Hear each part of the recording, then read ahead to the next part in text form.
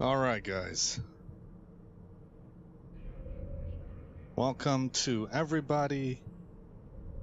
Hello Armstrong.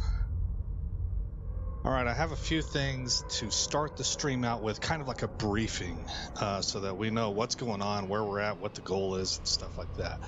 So number one, last we checked a while ago, I was streaming Endless Space 2. I ran into the point where I had taken a planet and then it got taken right back away from me from influence from the enemy. And I knew I needed to go check that out.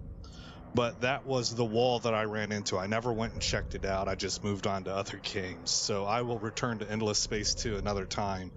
But I recently just kind of fell back into EVE Online. And so we're going to do this for a little bit. It'll be streaming. Every time I'm doing something with EVE here, it'll be a stream. And the ever elusive ability to plex your account to Omega is really what's driving me. I just think that that's really interesting. But EVE is a game that's been around for how long? Let me alt tab and see.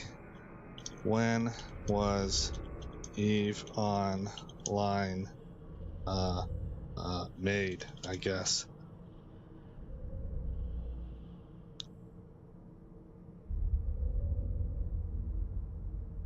Let's see here. Background, producer, platform, publisher. Oh, I had the year, you know, I kind of guessed it right. It was 2003. And I'm pretty sure I've been playing this game since right about that time. I must have jumped into this game not long after it was made. Maybe, actually, now that I think about it, maybe, you know what, I can't remember. Somewhere between 03 and 08 is where I jumped in. Okay, anyway, it's not important.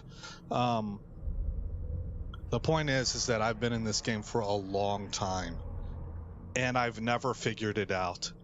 And I know why too. It's because I'm a dang lone wolf. I'm a solo artist.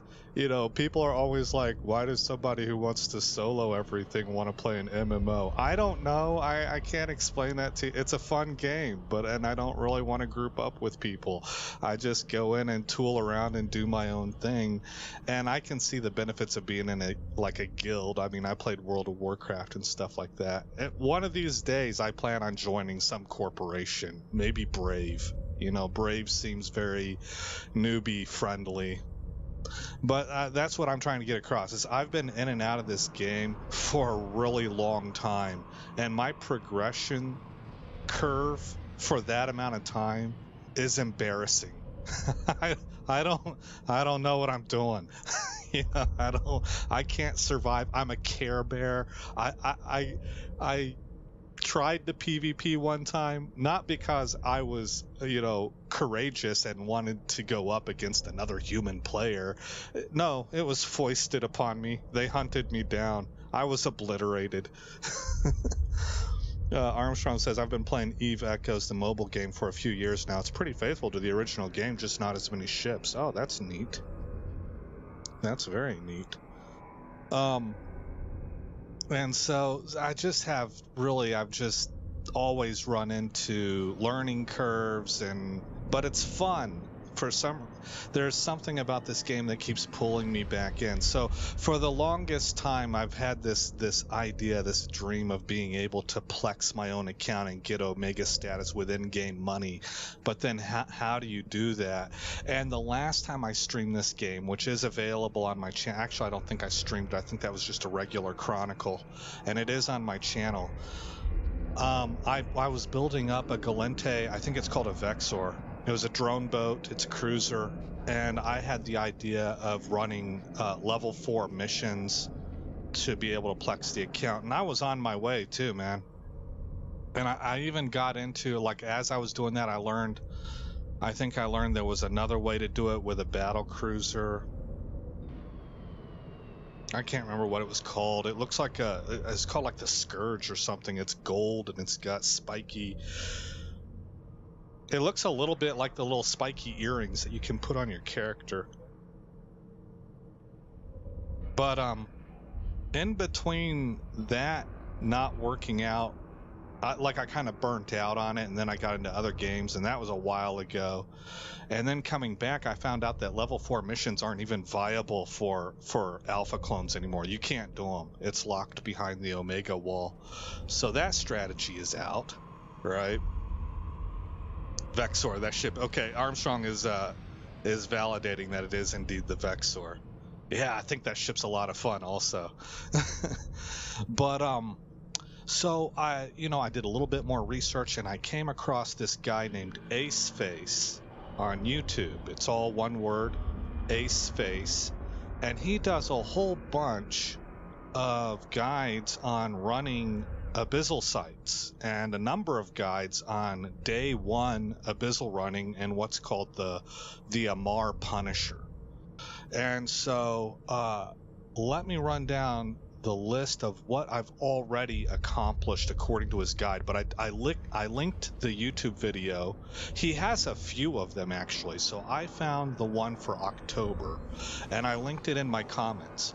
And what I'm doing here, I want to make this real clear, everybody, that I am doing like kind of a proof of concept. That's why I'm linking his video. If you want to watch him actually do it, you can go to the video link that I put, or you can look him up on YouTube, go to his channel, and he actually has a playlist that he's doing right now currently. It started in February of 2022, where he is going 0 to hero from T0 to T6. He starts out with nothing.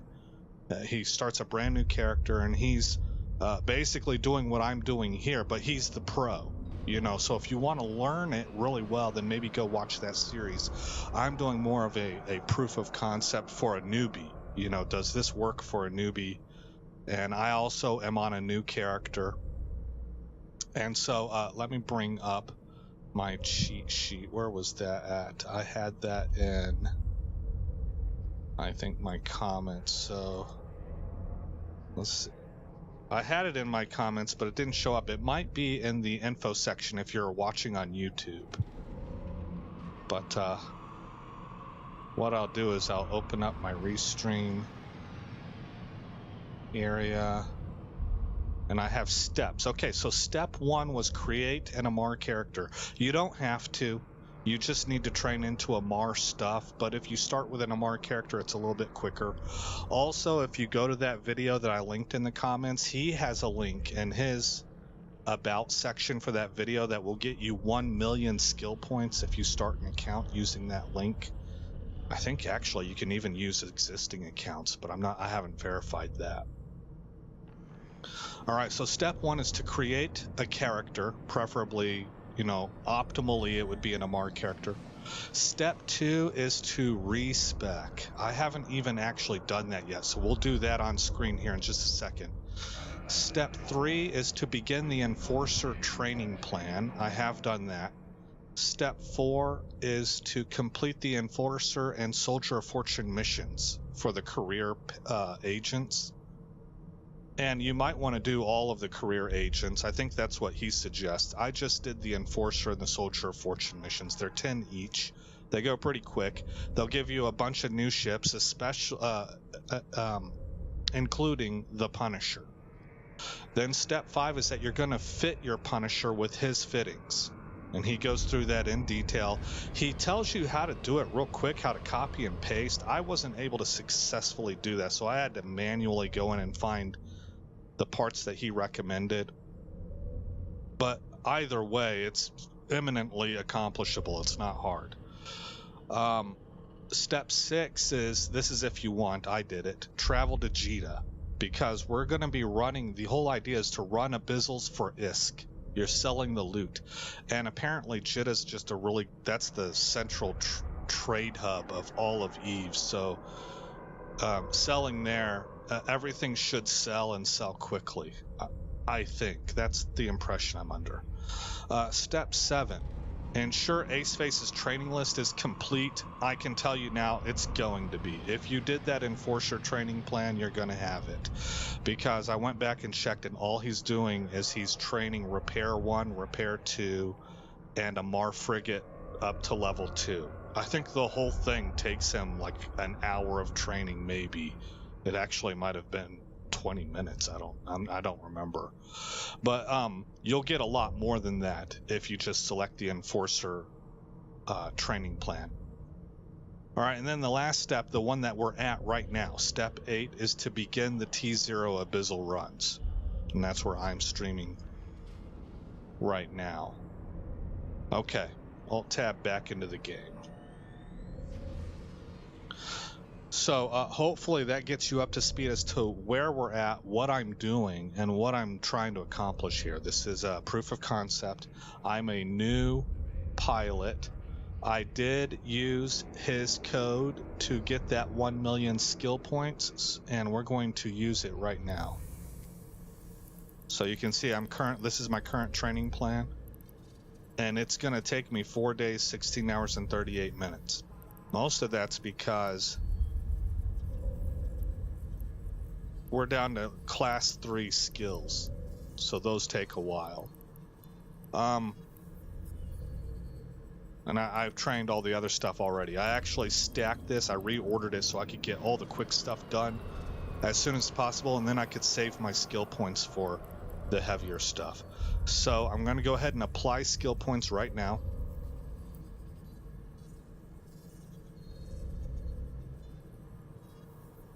Did that not work? You are about to apply. Okay, yeah, here it is. So it's going to apply 104,068. You can see I have 998,613. So we will finish everything. Skill training completed. Okay. Now for me, I don't ever want to leave anything not training. So I want to come over here to skill plans, and I am now going to pick... Maybe I should take a Amarr mission runner, because this will get me some diplomacy skills. 4 missing skill books.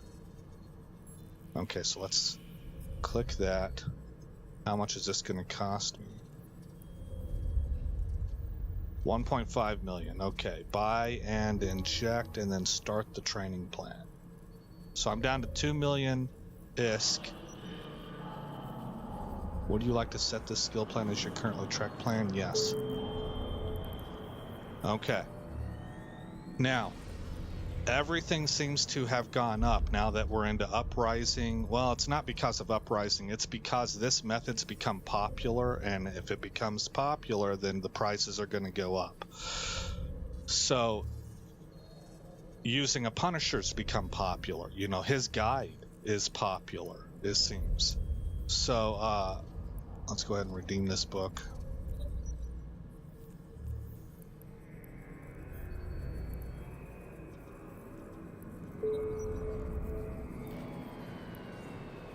So he says that it takes about 3.5 million to fit the ship. It took me about 4.5 million, so a little bit more than what it was advertised at.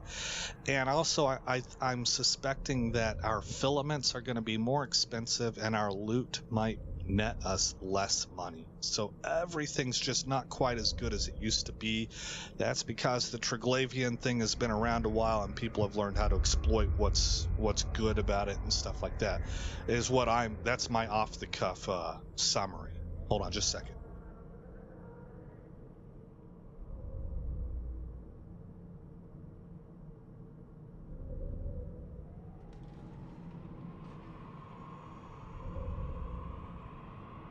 Okay.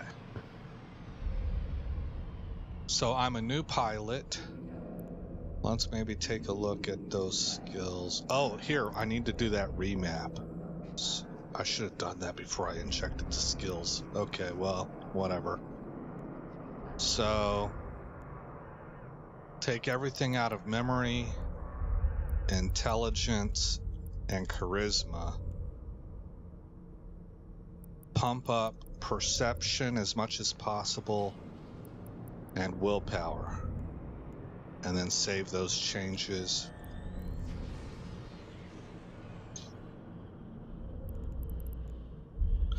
Perception and willpower, because that's what governs your piloting skills on all the various ships out there. So those are the ones that take the longest to train, I guess, and so it benefits us a lot more to be high in these areas of perception and willpower. Okay, so X that out. How do I look at my current skills? Skill catalog, if we go to Spaceship Command, looks like I'm currently at level 3 on the Amarr Destroyer, or maybe I'm training to level 3. Yeah, training to level 3. I am at level 3 for the Amarr Frigate, so that's good. Actually, I would like to be level 4. Oh, that would take days, wouldn't it? Yeah, okay. I'll address that later. Let's just stick with the plan the way that it is. I don't want to do anything different. Let's see. Armor. We have level 3 hull upgrades.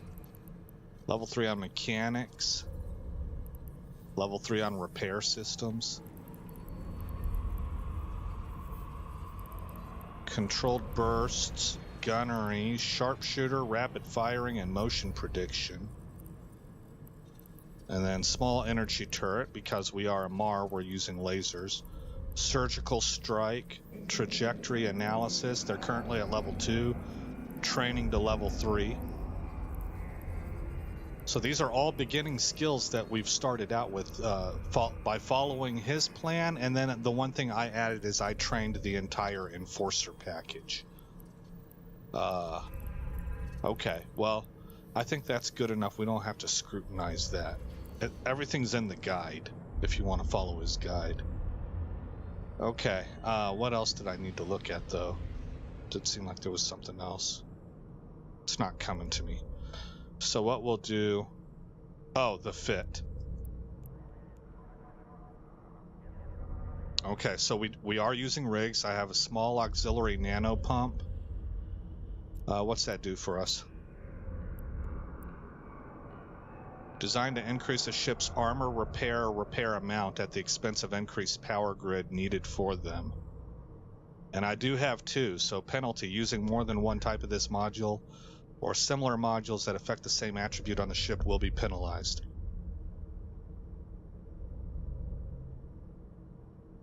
Man, even the background music and station sounds are the same as EVE echoes. Yeah. Yeah, well, they've all been pretty similar for a long time. But I think this is a new station with the latest update.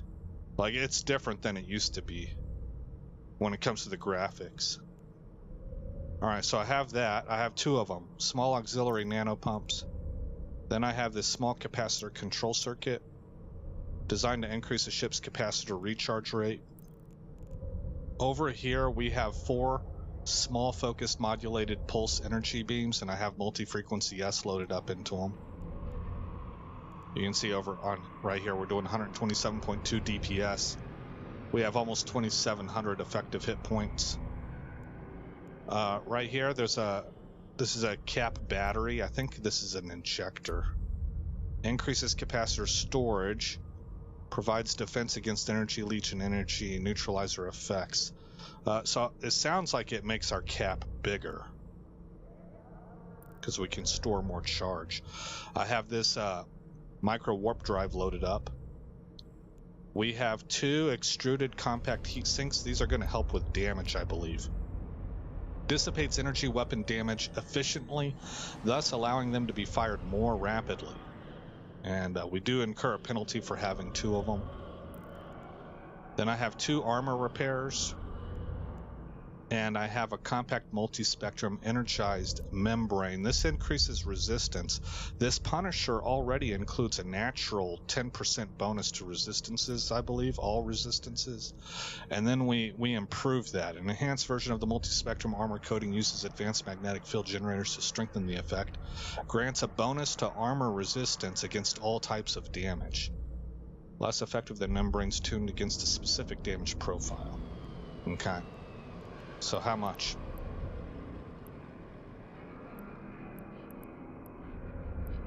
About 15%. Okay. So then all net total, we're looking at what, 25%? 10%, 4% bonus to all armor. Okay. More, 15, 16, 17, 18, 19%. I don't know why I had to count long ways that way. Anyway, 19% to armor resistances. All right, now, one thing that is really stressed is that this is only intended for T-0 tranquil electric abyssals. It's really, really stressed that that is what we are doing. Not calm, not anything else. Tranquil only, and only the electrical filaments. They are not the cheapest. Gamma, I believe, is the cheapest. So perhaps there's a better way to do this by building a ship that benefits from gamma. That's a real possibility, but I am testing the guide as is. And tranquil electric is the way to go. We are in a frigate, so that means we're going to need 3 of them. Let's see, so they are right here within the system at 223.5. So we'll just buy 3 of these. Now that number right there is 670,500. We're hoping to eclipse that in our loot. We'll find out. I don't know if we're going to or not, honestly. But maybe we have to start this the way that prices are right now. We might have to begin this at a loss, because we should be able to progress up to T1, T2. Another thing that Uprising has done that's new, it's different, is that you cannot do this in 1.0 or 0.9 space. And I believe T0 can be done in 0.8, and T1 and T2 can be done in 0.7. But when you start getting to T3, you're going into 0.6 and lower, and you're increasingly putting yourself at odds of being ganked. So just bear that in mind. All right, so I'm gonna buy 3. This match is in another station in this system. Okay, there we go. So I have not sent this character any money at all. Everything that he got, he made off of what they give you for free and what you make off of career missions. And even having bought well, I didn't have to buy the ship. They gifted me the ship, but I bought all the fittings. Even after doing all of that, I was back at about 3.5 million prior to beginning this stream. And we spent $1 million on skill books. Or maybe it was 2 million, I don't remember now. And then we just bought 670,000 worth of filaments. So let's see, we're going to go to personal assets. And this is where we want to go right here, set destination. All right, we are now ready to undock. Episode number 3429, Grim builds a carrier. Yeah. Yep. All right, let's go dock there. Warp drive active.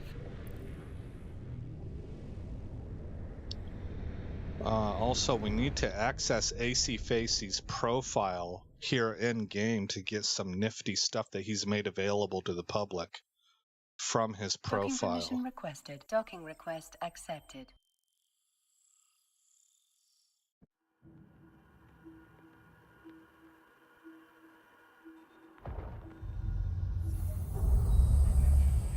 So this is the new hangar now, and we can pan around. It's pretty nifty. I liked the old one also, where you had your own room, and then you could walk into like your own. It was like a garage. It was your hangar port was attached to your room. And within your room, you had access to all kinds of stuff. I thought that was really nifty, and I would be okay with this if they had the room attached also somehow, but I guess not enough people really cared about that. I thought it was pretty neat. You can zoom way out and see how big this place is and how small our ship is, comparatively speaking.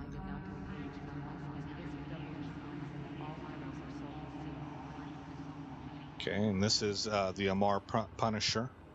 Blah, blah, blah, blah. That's what it looks like. We are going to open inventory. Grab these 3 tranquil electrics. Put them into our cargo hold. And we will undock.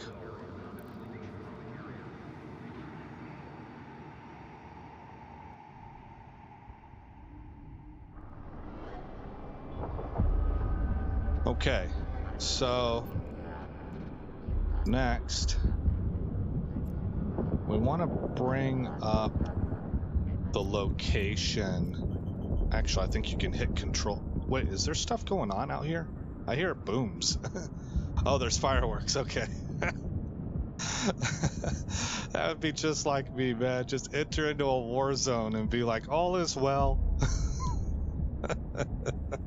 Belatedly understanding. There is chaos going on. All right. Nah, I'm just joking. I was pretty ever ready whenever I was in country. There was I would say I did a pretty decent job of guarding against what do they call that? I can't think of the word now. Like complacency.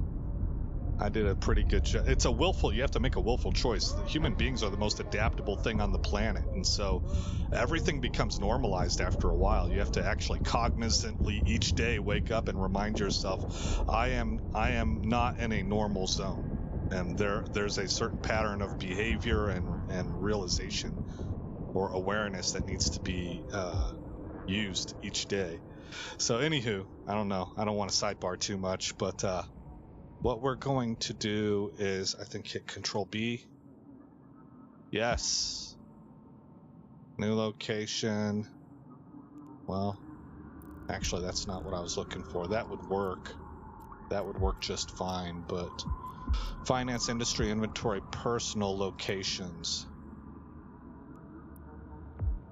Locations, personal locations. Okay. This is what I'm looking for.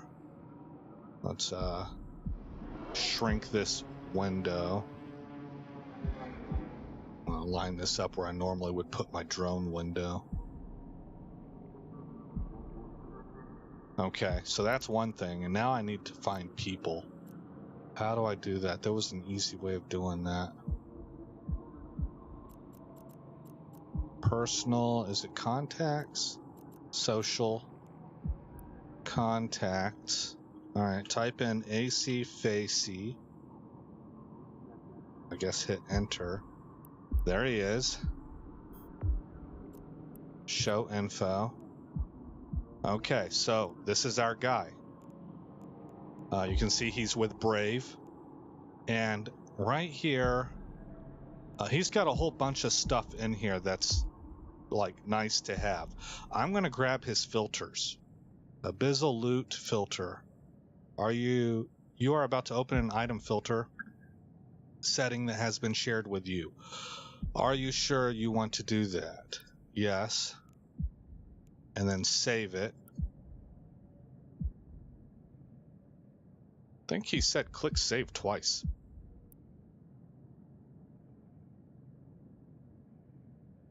That might have been something I misunderstood, because I don't understand why you would do that right now, why you would do it twice, but it seems like whenever I watched his video, he clicked save twice. I'm also going to grab his other filters. Mission loot filter value, mission loot bulk, and then I'm going to grab his overview that he uses. Invasion loot, what's that about? Oh, the Triglavians. Okay.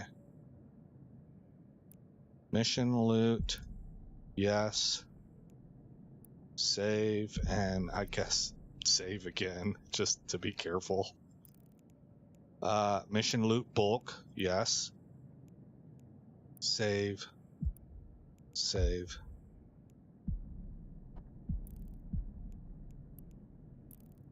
Oh, whoops. That was the wrong one. Show info. Then I want his modified default overview.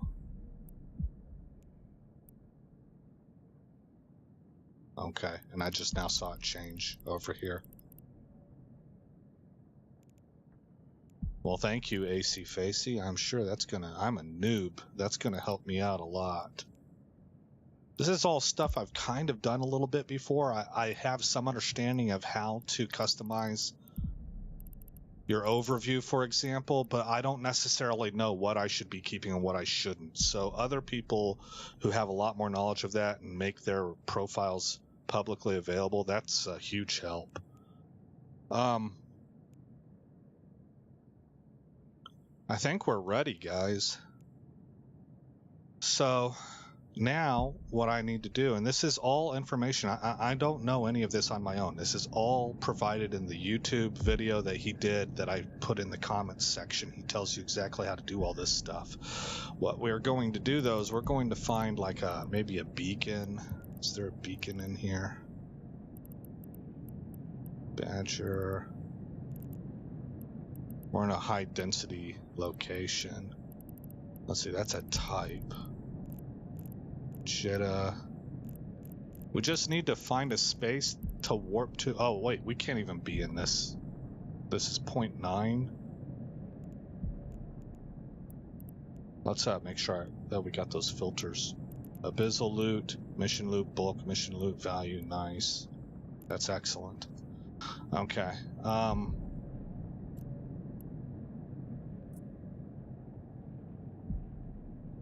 Cannot be activated in 1.0 or 0.9, so we need to get to a 0.8 system.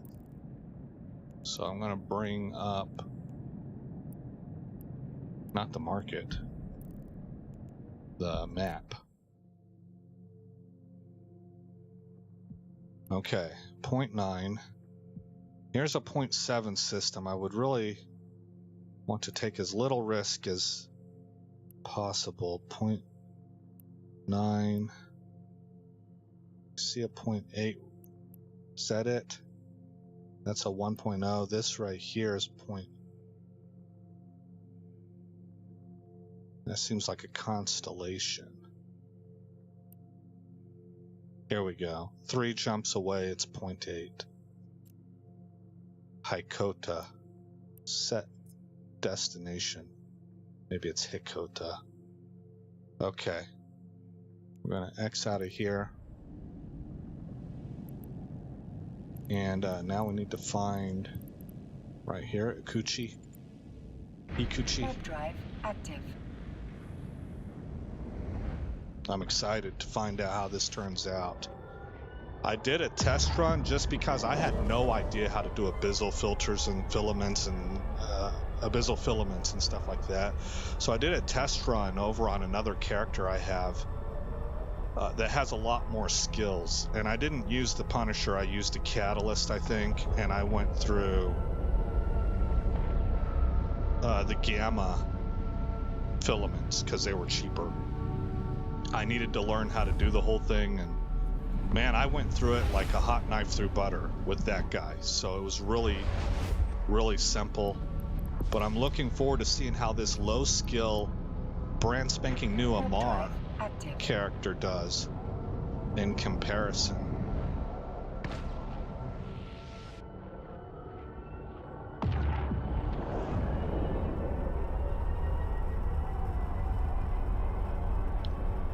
But it would be really nice to be able to plex an account. We got faction warfare happening. That looks very intriguing to me. And as I understand it, it is the very... people are speculating that this... like, they're looking at what's coming online and how CCP's doing everything, and they believe there is speculation out there that this is just the tip of the iceberg. That EVE Online is moving towards kind of like a new paradigm where it's really encouraging a lot of PvP and a lot of maybe border warfare and stuff, bringing some new elements into the game of what this game revolves around, how it works. And so I don't know, I'm kind of freelancing that. I am basing that on, I have a very surface level understanding of any of this. But I know faction warfare appeals to me. PvP, for me, I've never been good at PvP in any game. I don't know. I don't have, like, it requires a certain kind of mind, I think. Something that can, the kind of mind that can think really quickly on a few subsets of ideas and react real time to what's going on. And a lot of that is practice makes perfect, but I just know that I've never really been good at it, and I'm more of a, what do they call it? I'm more of a brooding type. Like, I sit down and mull things over, and I think on things for a while, and I'll come up with some stuff that nobody else necessarily is really going over, you know, so it's not, I'm not slow or anything, it's a different style of thinking. I'm not seeing any beacons. Let's try going to this mobile depot.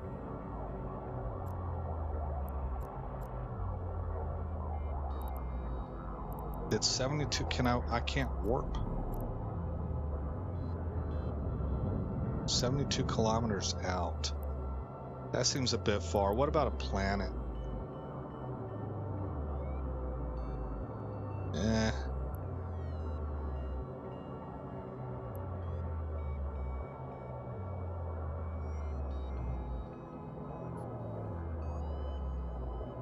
Yeah, okay, warp to within.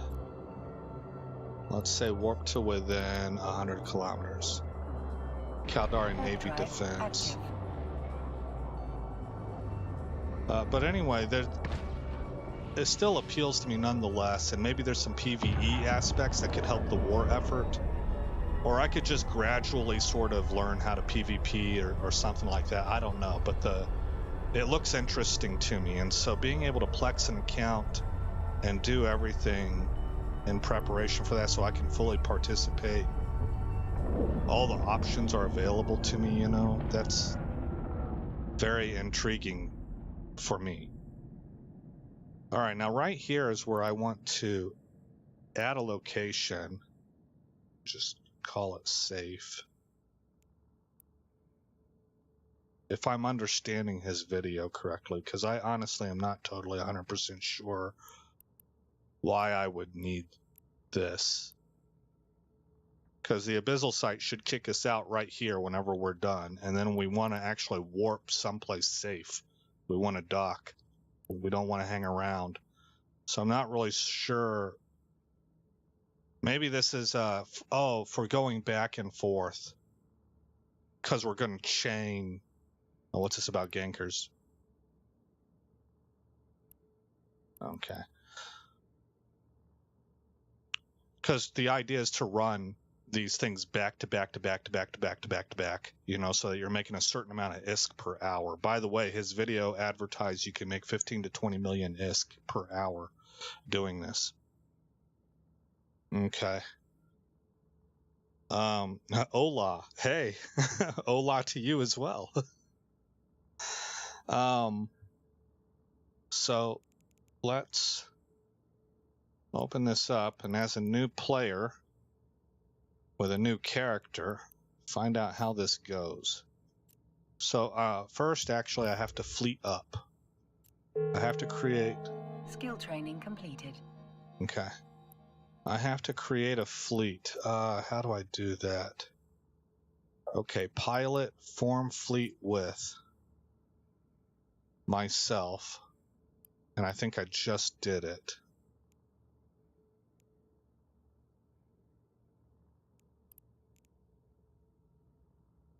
If I remember correctly, I just now formed a fleet with myself. So then, because this is designed for you to bring buddies along with you, there's supposed to be 3 of us, but we're going to solo it. I want to use this. Use. You will have 20 minutes before the warp field collapses and destroys your ship and capsule. So you can do it with one. The way it's designed, we're not going to spend too much time on this because this has been around for a while, so most people tuning in probably know it better than me. But it's designed for one cruiser or 2 destroyers where you would need 2 filaments, or 3 frigates where you need 3 filaments. And these provide 1 loot table, 2 loot tables, 3 loot tables, and that's, I think, why it's most lucrative to run this as a frigate. I think that's the case, the low-level ones. So, and you'll just solo it, right? So we'll activate for fleet. You must be further than 1,000 kilometers away from the mobile depot. Okay, so X out of here. So we're too close to a structure. What about a planet? Can I go to a planet? See, I don't want to dock. What else can I get towards a Stargate? Sanctuary. I don't know about that.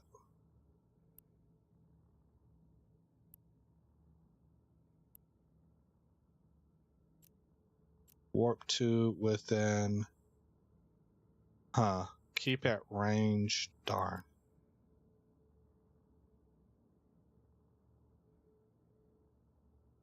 Warp fleet to within.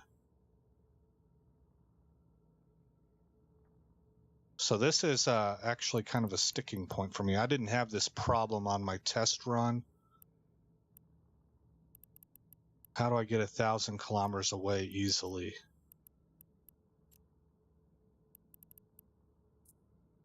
If we go to another site, like active. I think there's a way to break warp in the middle, maybe by stopping my ship.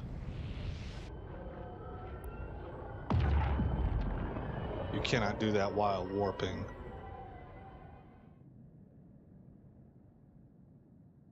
Well, this should just put me into the same problem. So you know what? I would maybe have to use combat probes to find a site. I can manually go off into space, but to get 1,000 kilometers away from something, that seems difficult.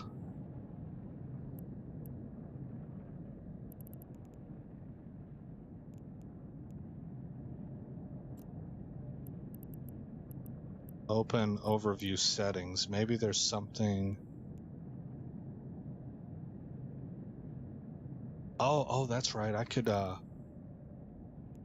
go over here to mining. I think that's how I did it before too.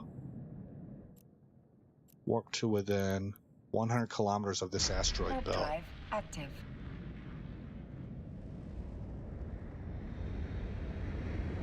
Lollygagging around in 0.8 space. We should be fairly protected. I mean, 0.8's pretty safe. 0.6 is where I start to get kind of nervous as a Care Bear. Alright, I don't, we're 100 kilometers out. I'm not seeing any rats pop up. Let's try opening inventory. Use. Activate for fleet. Okay, now I notice it's not showing up in the overview here. You don't need it to. You can click right here.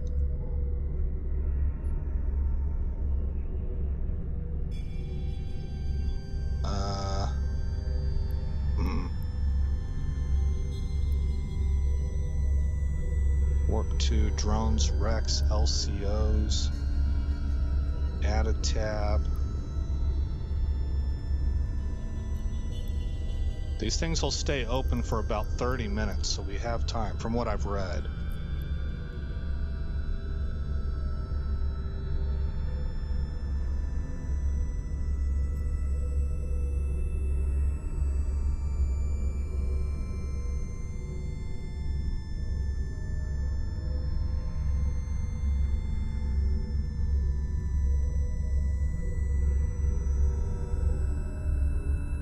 would expect to have found it in the Warp 2 section.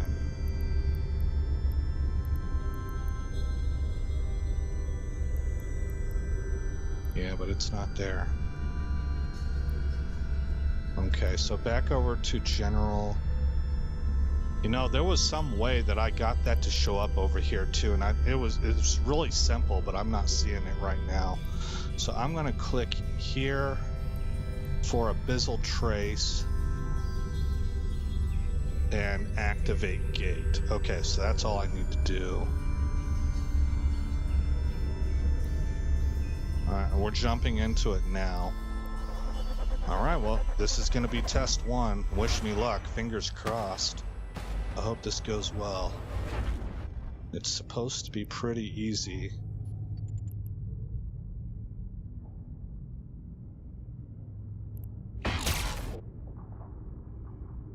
Alright, 20-minute countdown timer has begun.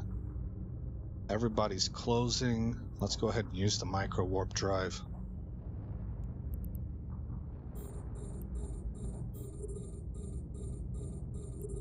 Okay, I can pulse that off now because we're really closing fast.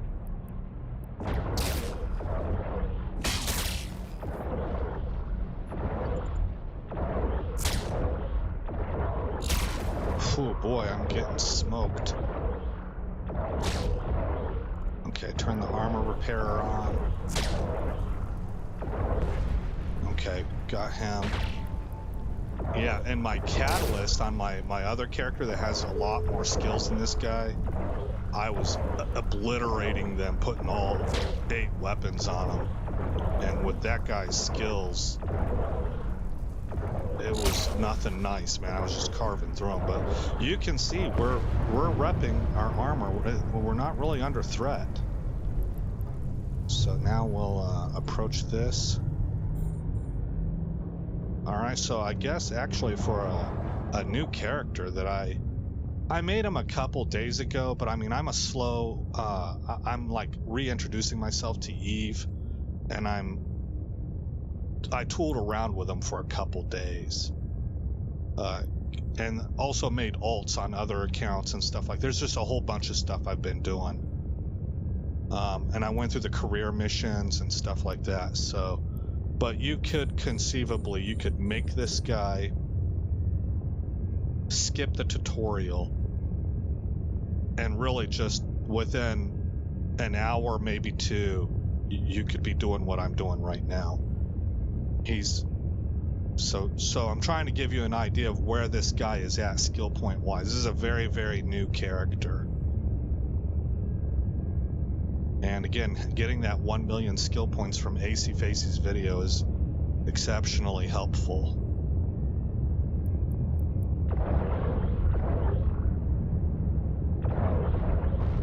Alright, there goes that. Let's go ahead and group all these weapons up. We're gonna loot this.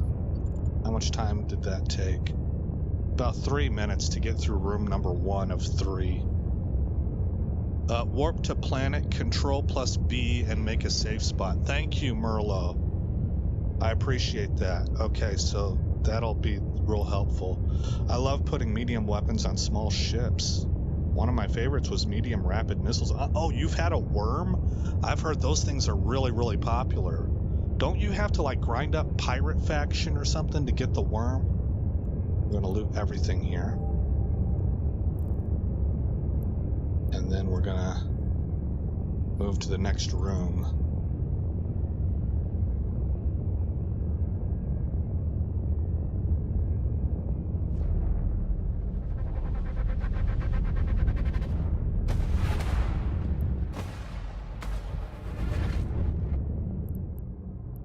Alright, Lucid Escort. Let's approach him. And again, let's micro warp.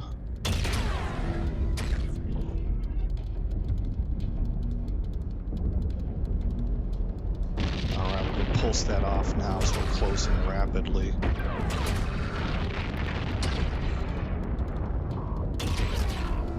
Oh, I need to orbit him. I have set up my orbital distance for the correct default of 5,000 meters for my current weapons. Go ahead and turn on one of my repairs.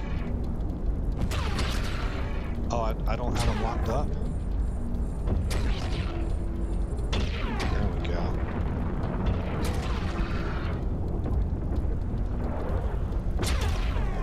That was very inefficient.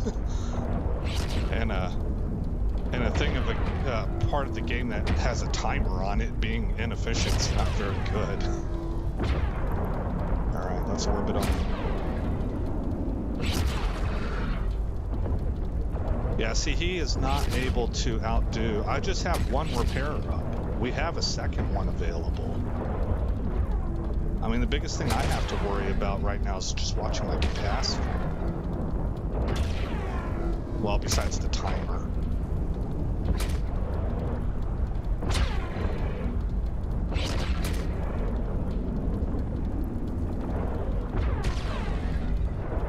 So for a low skill pilot, I mean that's pretty good.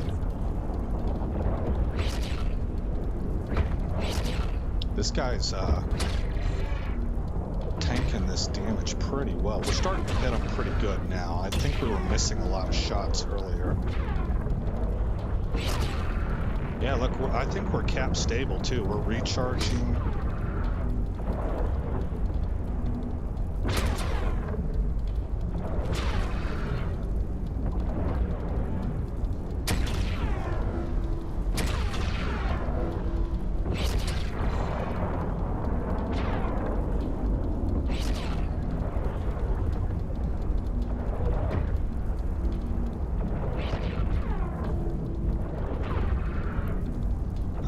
Able to close within 5,000 for some reason. Let me try micro warping again, because that's my optimal range.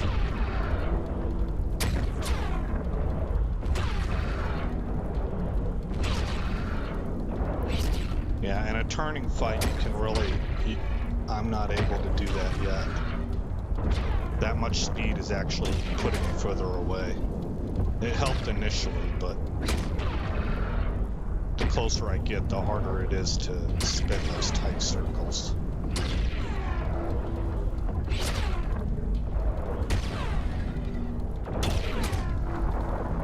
Minutes left.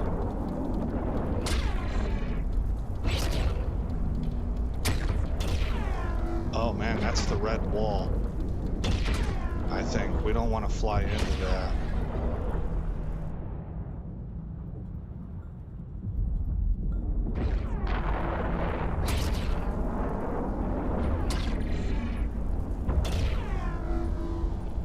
Got him. Really, really close. Come on, come on. There we go. All right. Approach.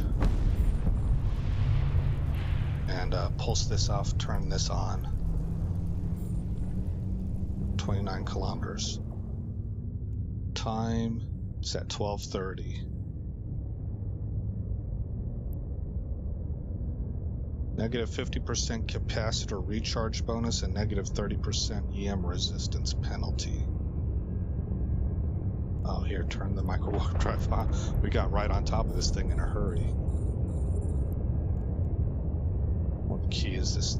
F1. All 4 turrets are on it. There we go.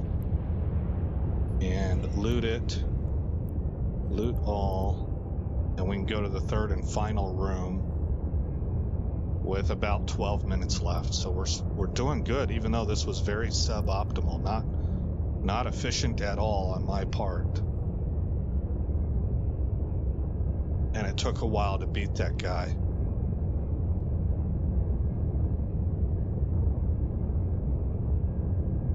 All right, let's see here.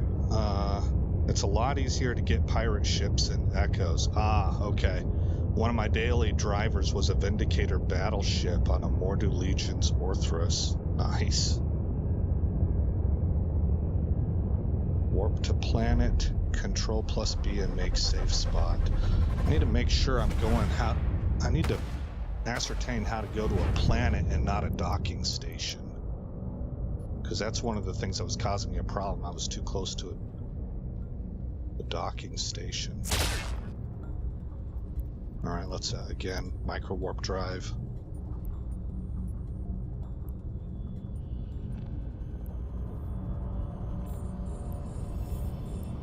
we can pulse it off. We're very close.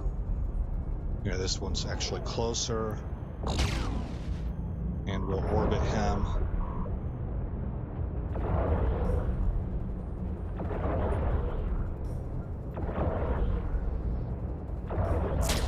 Okay, he's into my armor, so turn the armor on. Armor repair.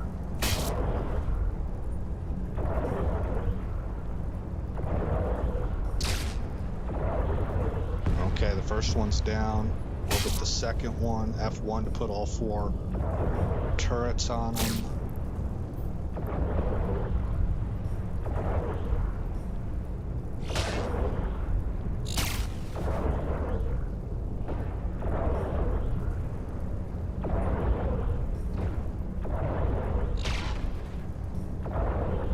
And there's number 2. Lock up the Triglavian combi and blow it up.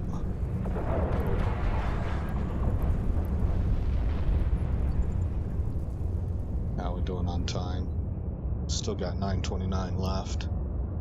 We're moving into open.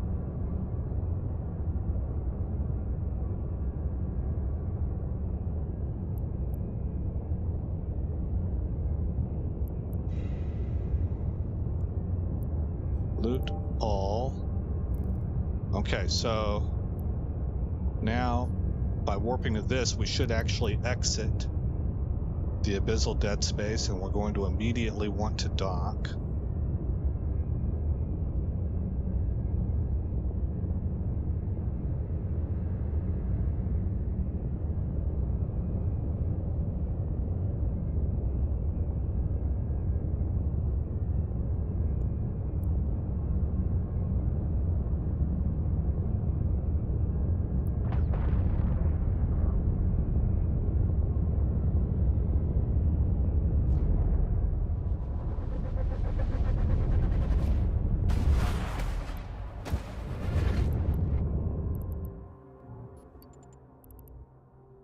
Warp drive active.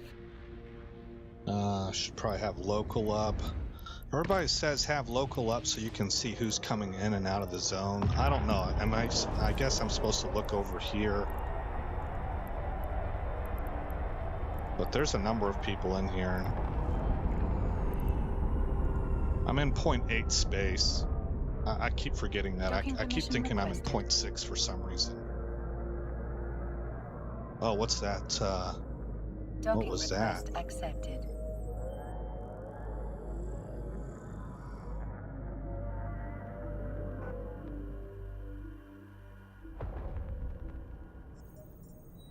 Okay, so now that I'm in a safe spot here, I want to check out that filter.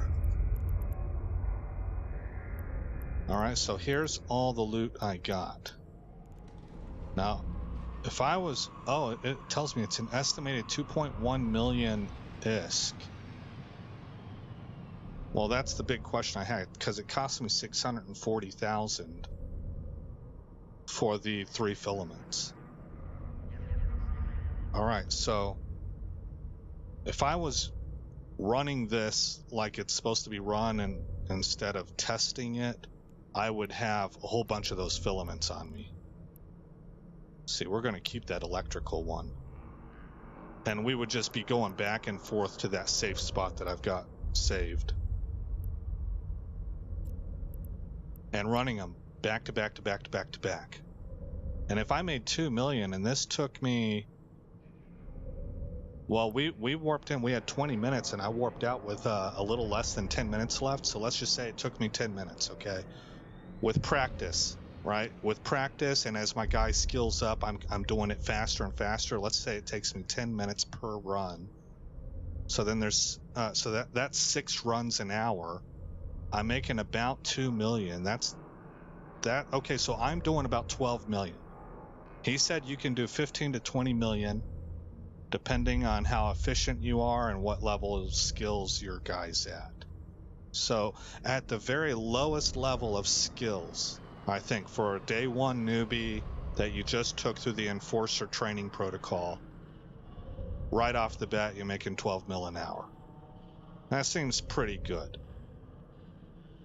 For somebody who doesn't really know a whole lot, I know just enough to maybe have a little bit of intuition, and intuitively I'm saying that seems pretty good for a day one noob.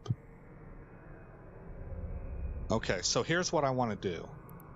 I want to go back to Jita, and I want to sell this stuff. I want to get some more filaments, and I want to see if this actually sells for about the 2 million that it's saying. I need to open up assets, and I don't actually have anything at Jita, so then I need to open up my star map.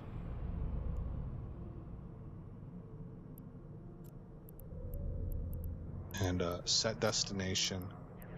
Okay. And then the next thing I want to do, I want to undock, and then I want to try for what Merlo was talking about. Before we take off for Jita, he said here, warp to planet, then press Control+B and make a safe spot there. So here is my overview, and I see a planet right here. The squares are planets, I think.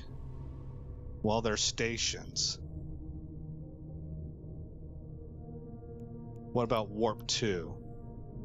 Stargate, Stargate, planet. There we go. This is what he's talking about. Okay, so let's do it. Warp to planet. Active. Let's go ahead and delete this. Do I just hit delete? No. Edit, location, avoid, show on map, add waypoint. I guess we'll edit the location.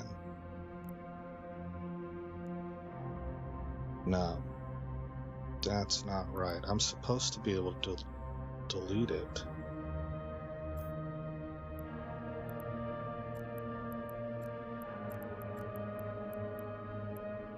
Oh, remove location. There we go. Yes. Okay, so zoom in. Where's the planet that we warped to? Here it is. This is a barren planet, and we would hit Control-B.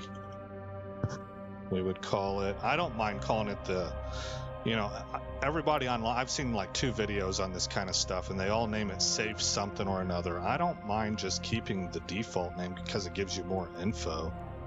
I don't know. I'm just going to go with that. Spot in Haikota solar system. Well, actually, that does not give you a lot of info, does it? Doesn't tell me what planet or anything. It does tell me the system. But anyway, this is the spot that I'll be using. So we can use this to plot a course to once we're done at Jita. All right, cool. I feel like things are really kind of bumping along. That they're going good.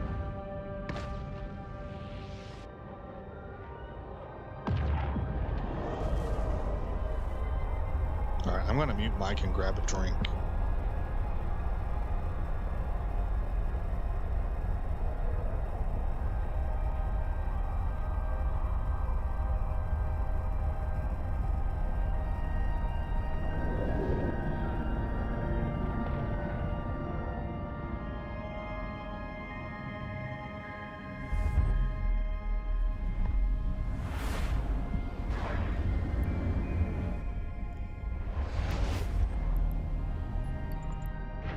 Drive active.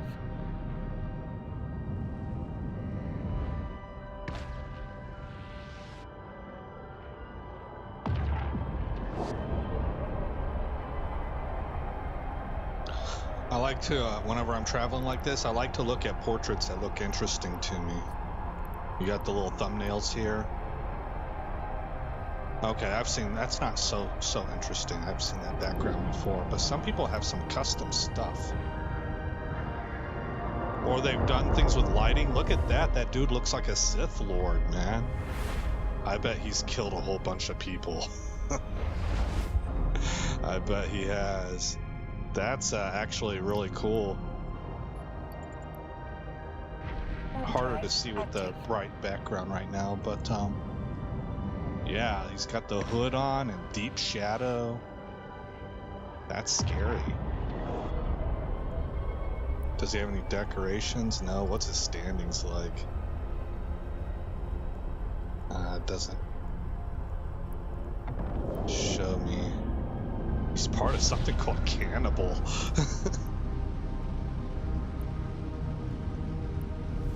With the exception of the Khanid, the Nikuni were assimilated into Amarr society far more. Did he write this, or did somebody else write that? Bio. Anyways, it's neat. Okay. Within here, I think it's Jita 4 Moon. I'll say Moon 9. Moon 4? Yeah. Caldari Business Tribunal offices. Warp drive active. I'm into dock.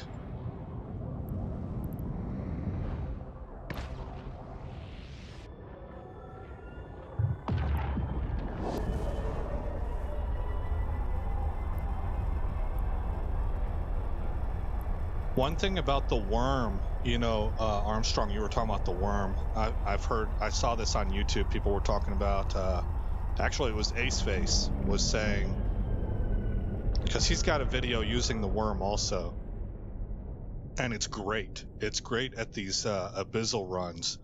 But he says because the worm is one of those ships that can be outfitted really pretty nicely for PvP and stuff, I guess it attracts gankers.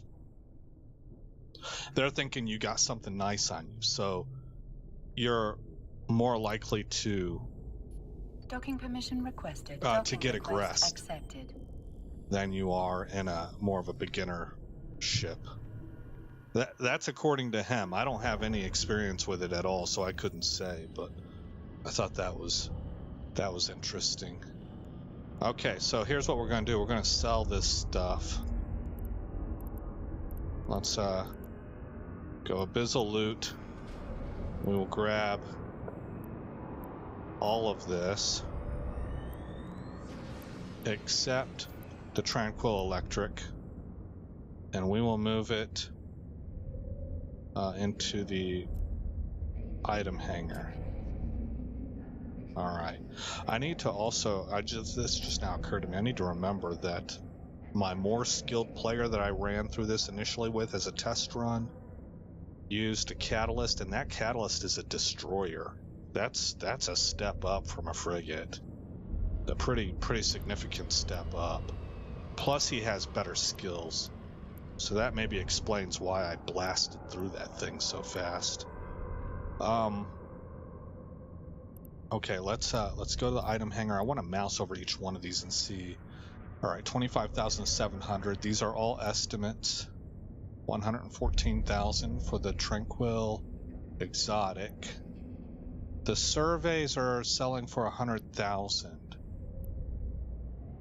This one 200,000. Oh, because there's two of them. Okay, let's stack these up.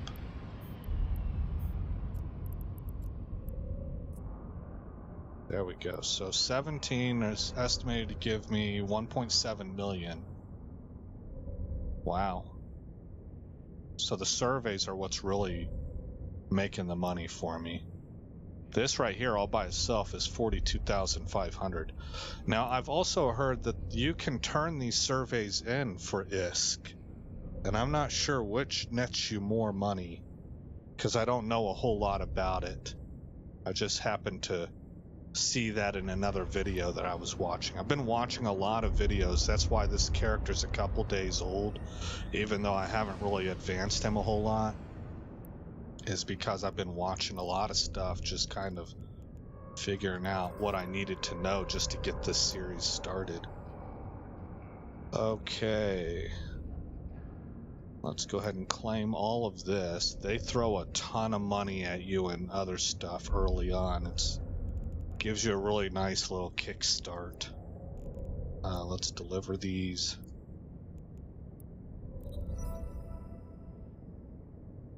Okay. Oh, we got a bunch of filaments. A filament crate, nice. Darks, electrical. This is in my item hangar. Okay, take that electrical and Let's save that. Here's a firestorm. 33,200, 114,000, 25,007, 20,002, 25,007, 114,000. Okay. And a noise pack.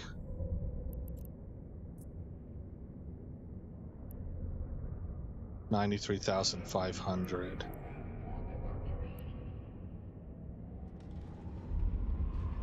Okay. Now I will try and sell this. Now it was telling me it was an estimated 2.1 million before. Now it's an estimated 2.08 million. Let's click sell and see what actually happens here.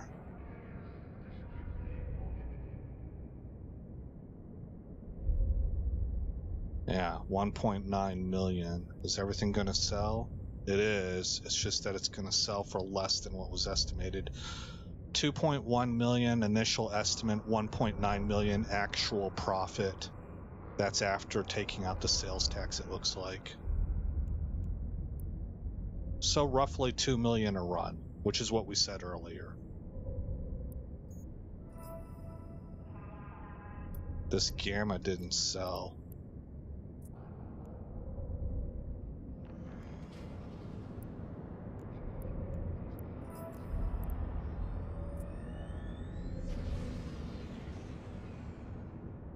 Wow, 81,000 just for this. The other thing is that there's a chance you can get skill books to drop here, and they sell for huge amounts. I don't remember what the number was that I saw, but they are shocking amounts. 50 career points. Claim that. Air mining range booster. Okay, redeem. There we go.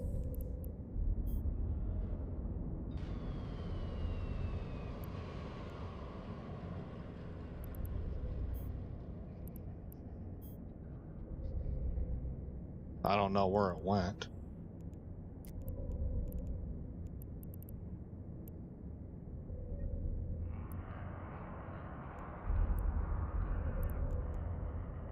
Personal assets.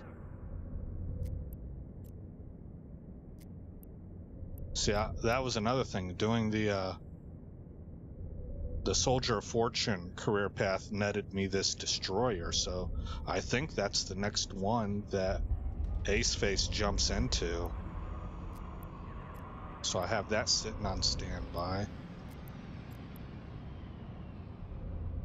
I have an Enforcer frigate crate also that came from the career missions. Okay. I need to buy filaments now. What was it that I had? I had 2. Yeah.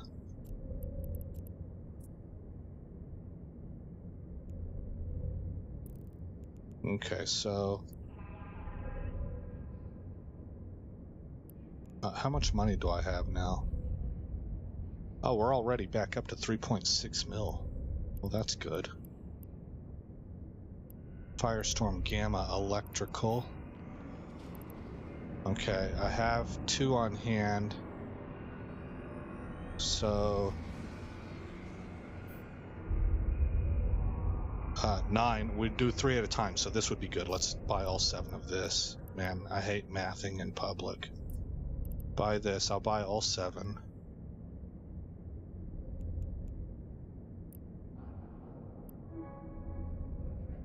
All right, that cost me 1.5 million, so we're down to 2 mil. And if I go to assets, they are where?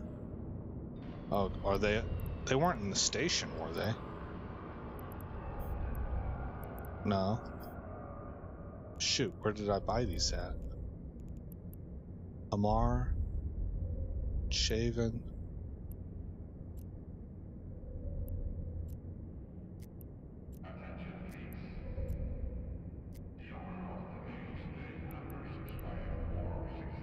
Well, afraid I just kind of did something on autopilot and didn't pay close enough attention. If I look at my wallet, 7 Tranquil Electric. Right here, Jita 4, Moon 4. Well, that's where I'm at, isn't it?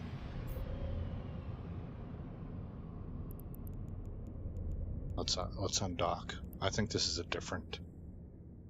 I'm right here. Caldari Business Tribunal.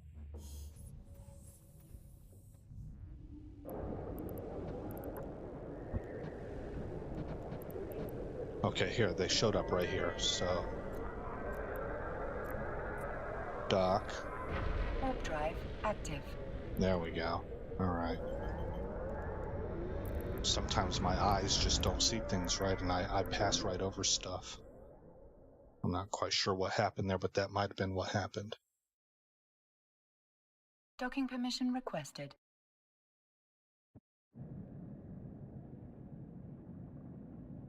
Docking request accepted.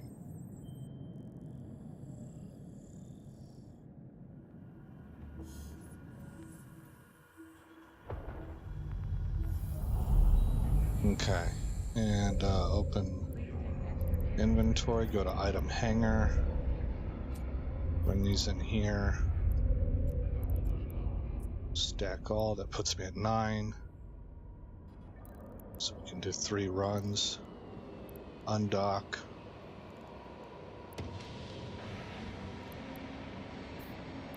set destination at our spot that Merlot helped us find. Leave that cargo container alone. I think that's a trap. How about narrow down by warp 2? Here we go. Okay, I'm starting to learn AceFace's overview here. Starting to figure out how to use it. These Amarr ships are pretty awesome looking. They seem to be everybody's least favorite ship for most things. So maybe I'll use Amarr for like industry and mining and stuff. And use the that's my idea, is that if I was going to do PvP, I would want to use Galente and maybe Minmatar. And from what I hear, Caldari are the king of PvE. And I've never really heard anything about Amarr. It's almost like they don't really have warp drive active. And a defined role, so they get sort of lost in the shuffle, so to speak, and that it winds up making them the worst choice. That's my impression. Amarr has the best aesthetic, hands down. Yeah, they are all blinged out, man. That gold on ivory, that's pretty awesome looking.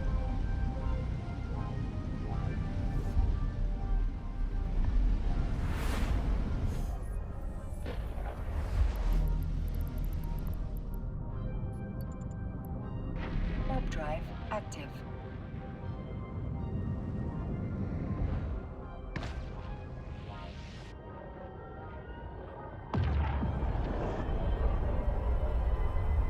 Right now, the thing I'm trying to figure out that I don't know about too well is when it comes to alpha clones, how much do you need to specialize?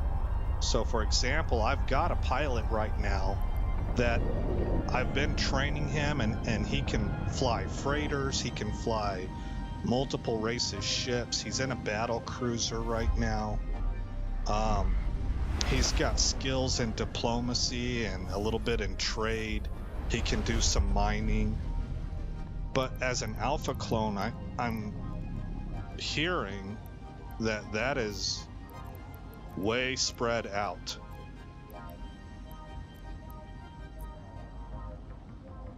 And that it's not viable for an alpha clone. I need to specialize a lot more. So I've made another Caldari player that I'm going to skill up to replace him, and he's going to be focused on, I think, like mission running PvE. And it's too bad too, because I did the entire Sisters of EvE arc with this other character. But that's, and I don't know if even what I'm saying is absolutely true or not. It's just, this is what I'm hearing, you know, and so I'm trying to learn, okay, what kind of alts do I need to make and how do I need to specialize them? Can I do mining and industry on one alt? Or do I need to really specialize from even between those two? Like have one guy for mining and have another guy, and maybe I need 3 different industrialists. Maybe I need somebody to do planetary interface and another guy to do blueprints, or you know, things of that nature, if I even go that route, because I kind of just like to do combat, but the other stuff is intriguing to me. Okay, inventory. We're going to, I think I'm still in a fleet, so activate for fleet. Okay, there we go. And then, whoops. Grab that and warp in, activate.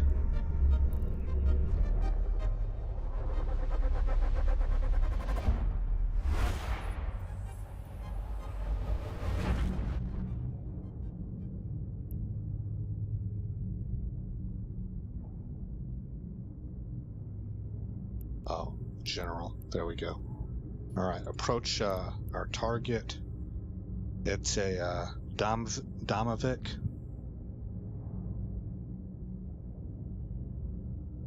If you can, pull up a picture of an Oracle. You'd love it. The Oracle is my favorite ship design. Okay, I'll do that here after we're done with this. Okay, let's F1 on this guy. Let's orbit him.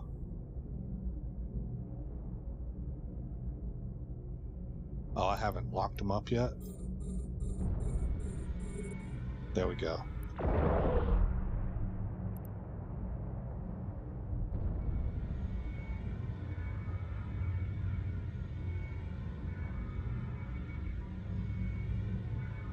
Looks like he's using a laser on me. Oh, hit F1 again. I wasn't firing at him for some reason. Shields are almost down completely. Oh, we're really hitting him kind of hard. We're into his armor now. Okay, he's into ours also. So I turned the repairer on.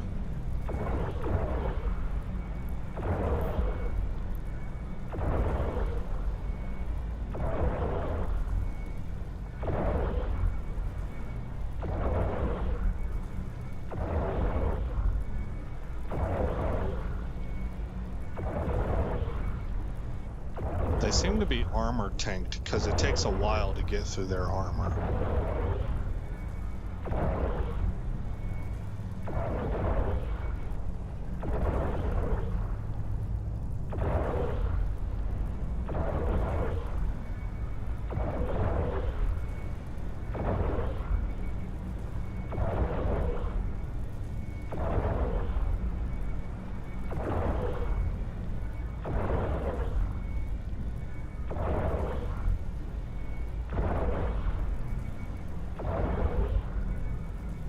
Actually, this occurred to me a minute ago, but what I'm thinking, these guys, they never leave any loot.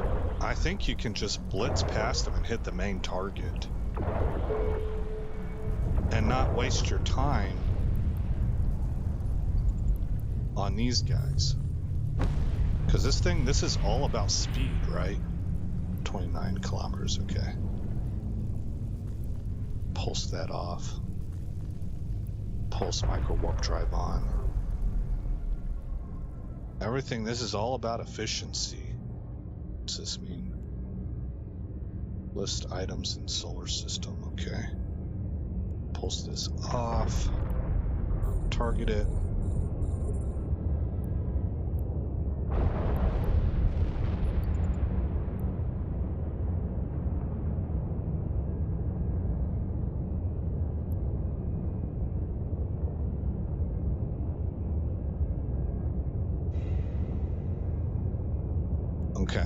Loot all. And then move forward.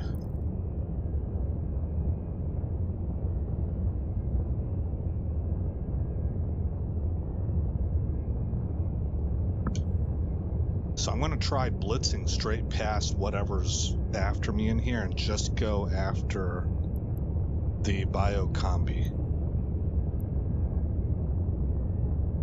Biocombinative there. That's its name. Biocombinative.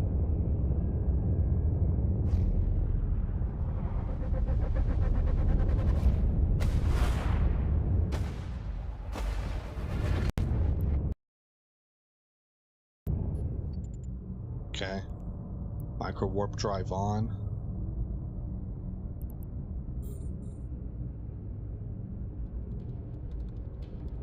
Ephilotes Lancer.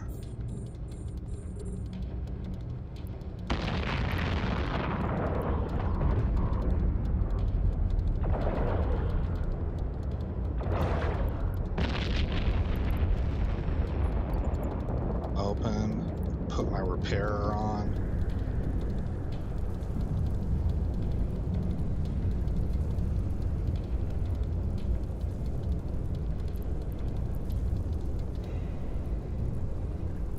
Loot everything and get out of here. On to room 3. I hope. Maybe it has a requirement that I destroy this guy. That might be a cruiser or something bigger than me. Show info. To drone. Ah, gate is locked. Okay. Okay. So let's orbit them. So you do have to kill them all.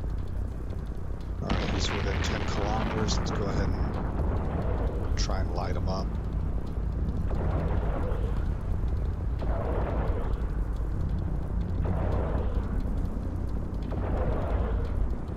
Five kilometers is the sweet spot. It's actually a little over 5. Optimal range 3,780, so maybe actually I need to change this to 3,700.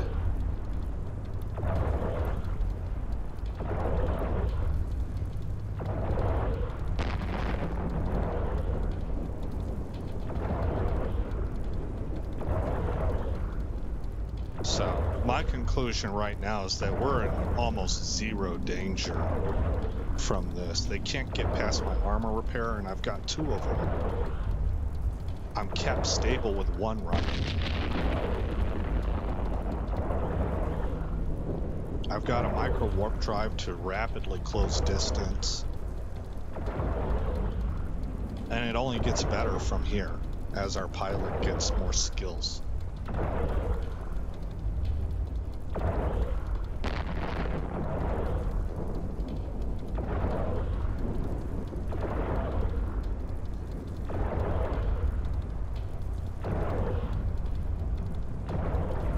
Oh, I'm barely doing any damage to him too, though. Well, that's not good. What do we got going here? Hits, glances off, grazes, hits, misses completely, penetrates. Okay, so maybe I need to try and approach him. What about maybe I can pulse my micro warp drive, try and close that distance momentarily. 9,000, 8,000, 7,000, 6,000, unpulse or pulse off. There we go. We're hitting a lot better now, but he's gaining distance again. So he's faster than I am. So looks like that's what it's going to be, is I have to pulse my micro warp drive to stay close. He's gonna, yeah, that makes sense actually, because he's missiles, so he's gonna want to maintain distance. He's gonna try and kite me.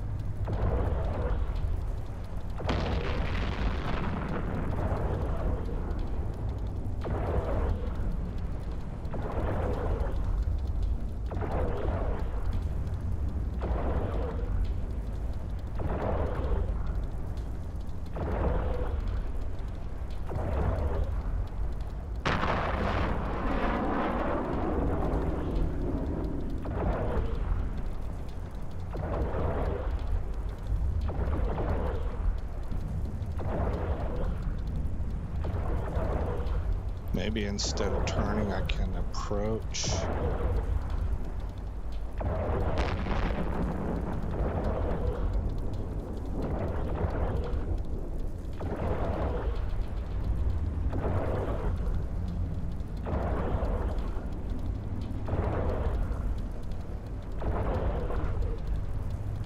My cap's doing okay, even with both the micro warp drive and the repairer going, plus all 4 of my turrets.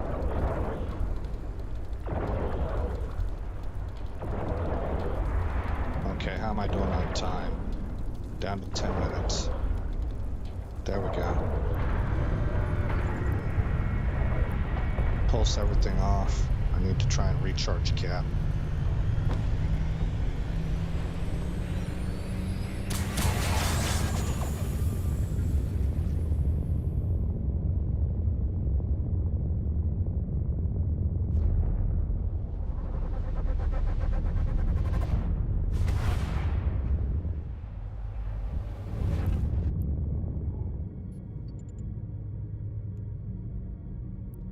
Warp drive on.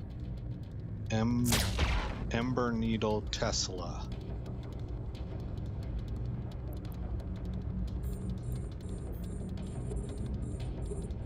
Warp drive off. Turrets on them. I just want to chase these guys instead of orbiting.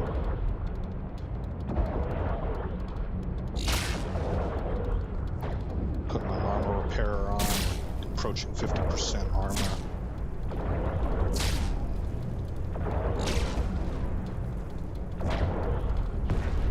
There goes one. Approach him, F1, all 4 turrets.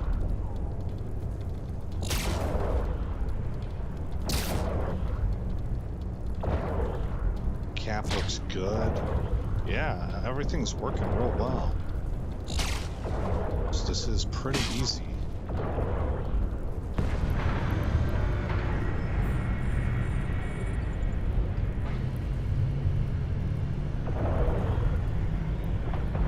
Can turn my repairer off, recover more cap.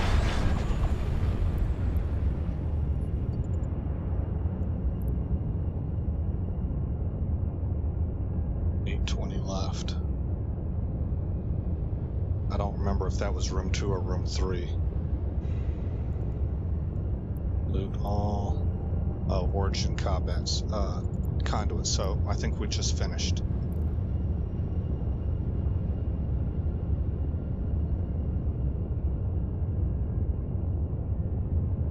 Once I dock, then we'll look that oracle up.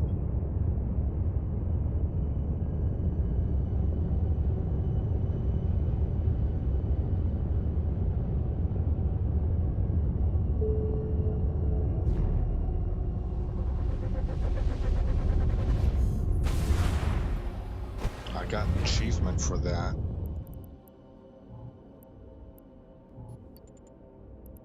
Warp drive active. Alright, what does this mean? Unable to tether. Tether blocked for 25 seconds. Okay.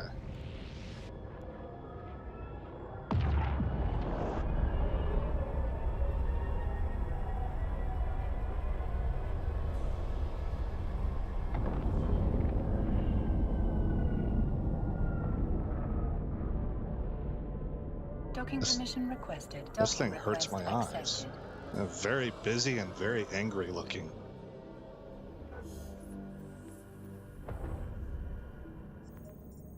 Alright, Alt Tab. Let's add a display capture.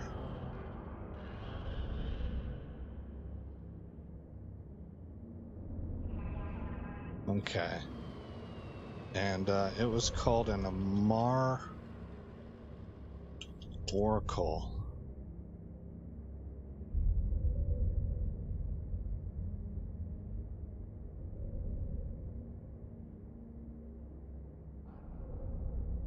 Oh, that's neat looking. It's like a bee wing. Hold on, this is a different looking ship here. Oh no, there it is right there.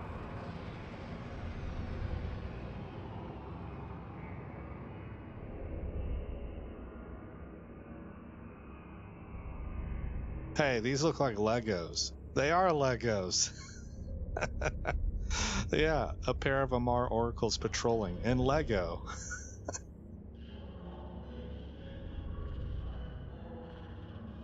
Let's, that is not the same ship. Here's all the Amarr ships. Or structures, I guess. Yeah, structures.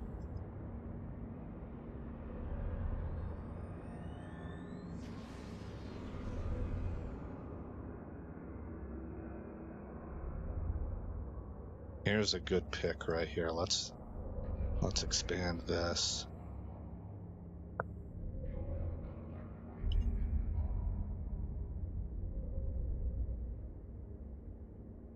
Yeah, they're mean looking. They make me think a little bit of the Reapers from Mass Effect. Are you using Imperial Navy crystals? No, I am not. I didn't think I could as a new character. I thought that was something I needed to have faction for. Let's come back over here, take display capture off. Imperial Navy crystals would be regional market. Well, we would be looking for charges, frequency crystals, small. Let's look at multi-frequency. Wait, these are standard. Faction crystals, right? Small. Imperial Navy. Multi-frequency. They're 400,000 each. They seem to be available to me.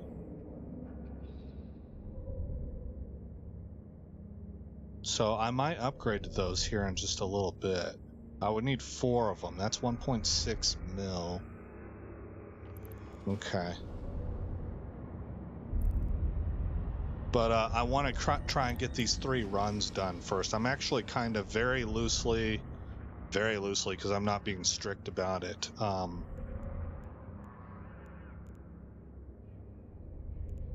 What would you call it? I'm testing to see how much money I make out of these 3 runs. So I will undock. How are we doing on inventory? I didn't bother to empty it. I think we're doing okay. Yeah, we're doing fine. Oh, you know what? I really should store that stuff right now. Docking permission requested. Docking request accepted. On the off chance that I get blowed up. Better DPS probably. Yeah, I would imagine so. We can check it through the fitting here in a little bit because we can simulate the fit. Let's see, my filters, Abyssal loot. Can I just control A, everything? Yes. Okay, and then keep my electricals. Bring everything else into the item hanger. Make sure I didn't light entropic. Any other electricals in here? No. Okay, how much are these? 50,000, 85,000. 5 runs remaining. Entropic disintegrator blueprint. So that doesn't really have a price. I might have to, I don't know if I can sell that or not. Maybe I just want to keep it and give it to an industry character I make later. Okay, undock. We're gonna go run the second of 3 runs.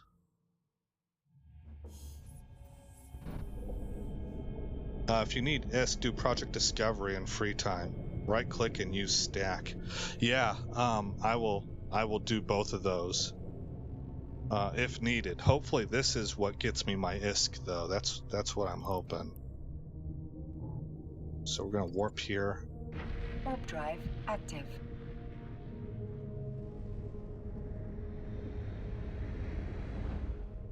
And then after I've done these 3 runs, I'll go sell everything and refit the ship with the... I mean, I'm sure that the Imperial Navy lens is going to be better than the standard lens. We can double check it in the simulator, but it should bump us up. Okay, so stack all, and then we're going to use activate for fleet.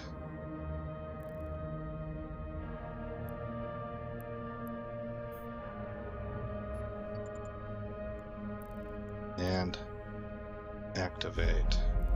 What is this little blinky thing here? Is that a guy that could kill me? Pilot is a suspect. Oh no. Oh no. It's a good thing. Oh man, I hope he doesn't come find us. Alright, let's turn the micro warp drive on.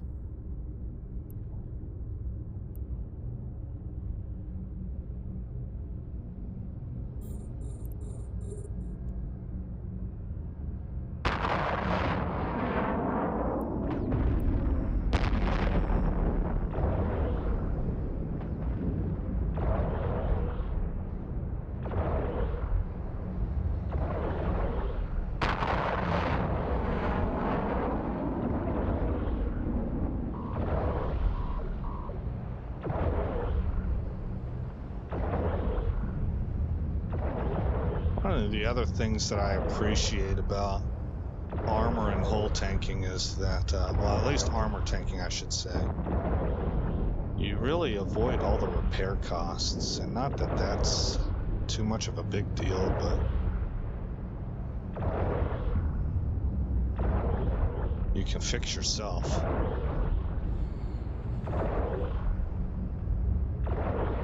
As far as the stuff that costs money.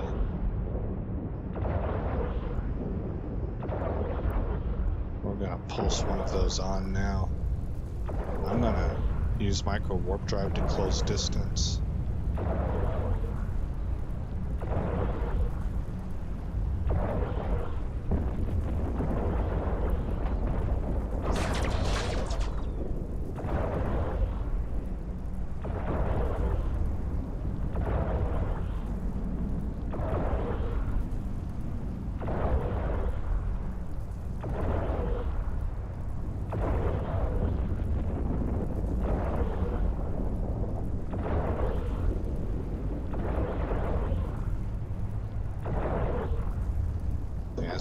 See, he's just a little bit faster than me. Okay, he looped around, he's coming at me now, so... He is able to effectively kite me as long as I'm not using my micro warp drive.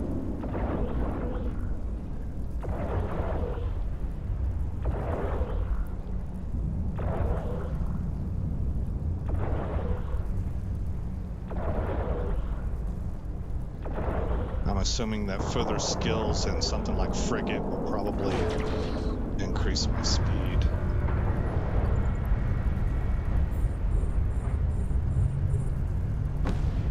I think I did read, though, that Amarr ships are generally slow.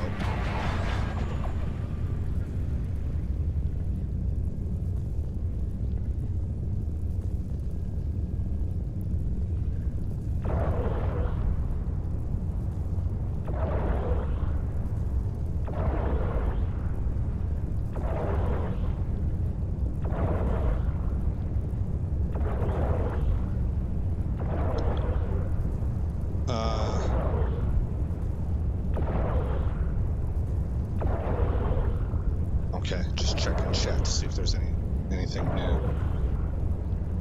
Alright, there we go. Loot it.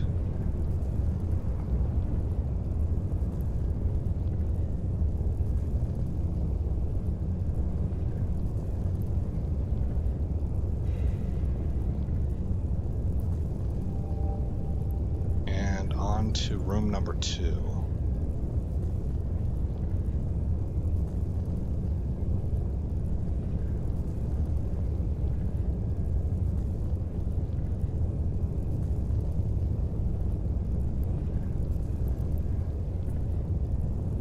I see what you mean, Padre. I don't have to highlight everything like I thought I did. You just right-click anywhere in here and click Stack All.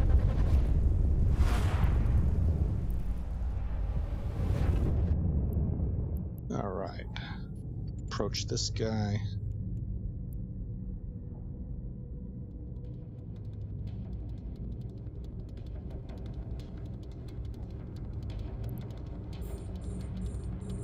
We're up over 2,200 meters per second.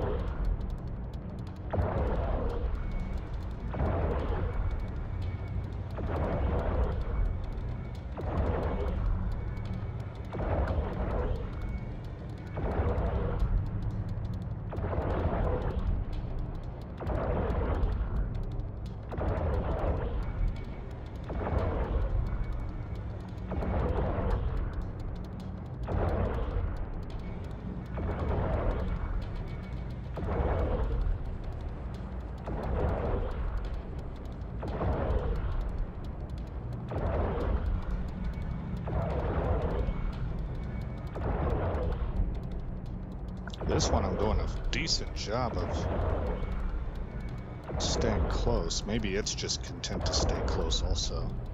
That's probably what it is.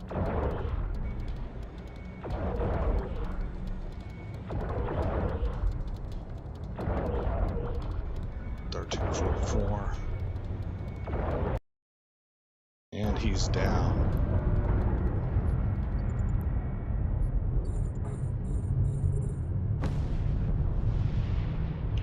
Pulse this off.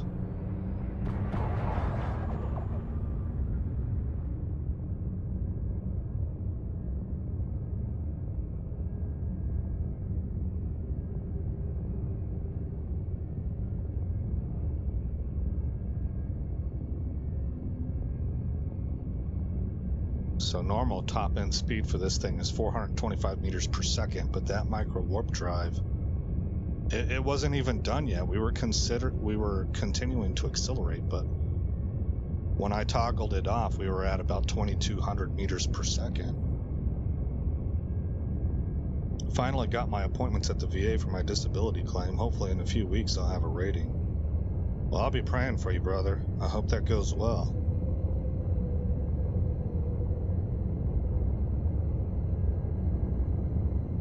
Yeah, there's a lot of upfront work there. But once it's settled, it should be good for quite a while.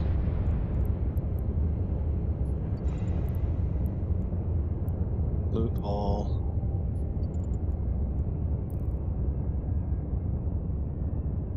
On to room 3.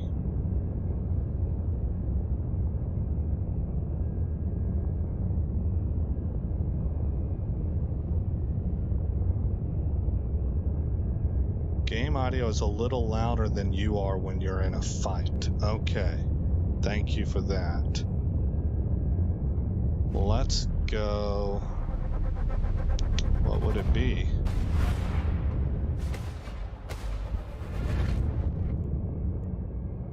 Maybe turret volume down to, let's try 35.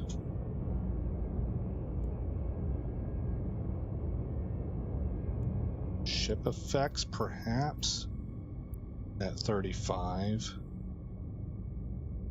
And let's try just that right there.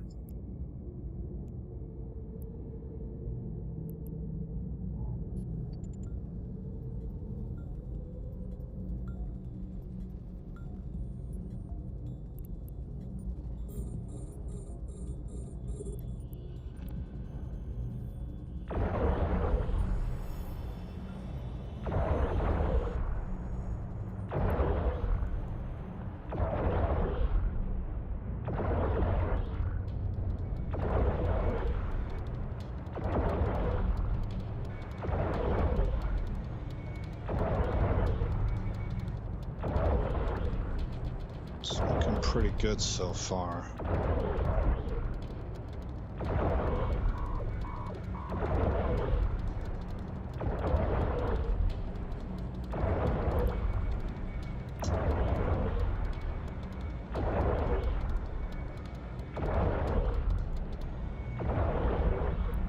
Tactical overlay. I don't hardly ever use this. I understand this does get used in large PvP battles. I could get that. I see why.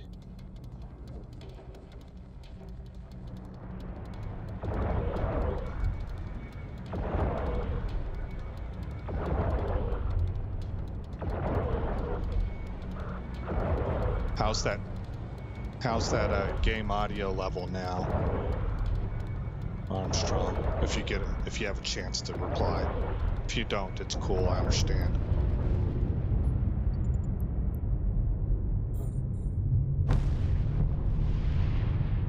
Oh, you can see that the gate opened up there. That's cool. So we could go through the gate right now. Of course, why would you do that? You got loot right here, but it's the defenders that determine whether or not this gate's open. Oh shoot, man, I was sitting there not paying attention to my ship, and we were really low on armor.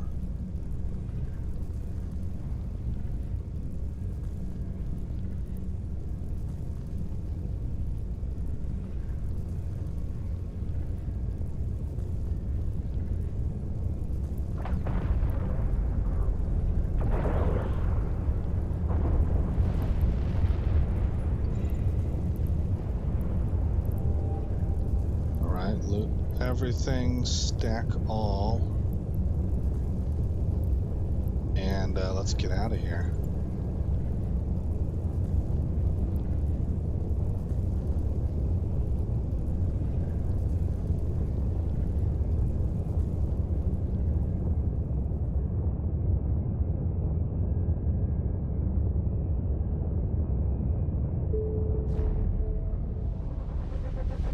Encounters Abyssal Dead Space level 1 reached.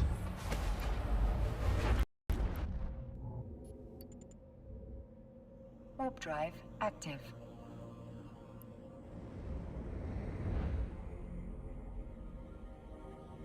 Alright, cool. Still pretty loud. Might want to turn down the master by like 15%. Okay. Is that Abyssal solo? Yes, it is. 21 words. I am following AceFace's guide. Request accepted. There's actually a link posted in the comments if you're interested in following his guide on how to. This is a day one. You can do this immediately with a brand new character, or practically immediately. Alright, let's check Abyssal loot. Control A. Control A, there we go. Oh, that's already in the hangar here. Control A. Into the hangar. And again, stack all. Calm electrical, that would be the next level up. Oh, look, 5 tranquil electricals. Wow, so I don't have to buy these things anymore. Well, that's a big deal, because that's 640,000. For 3 of them, that's cutting into my profits pretty heavily, so we can offset that at least a little bit. Okay, let's undock. I do seem to be averaging around 10 minutes a run.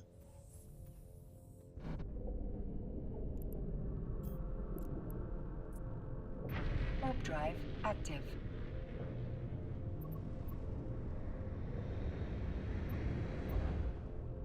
And Armstrong, I did turn master down by about 15%, so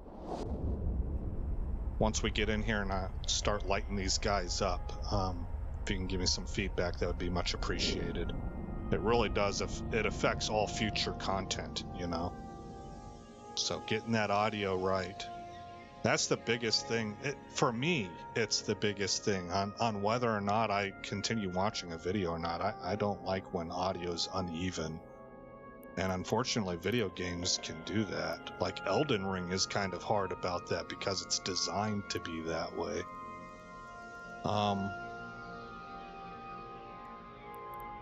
Open this up. Hit, where's use at? Use. Activate for fleet.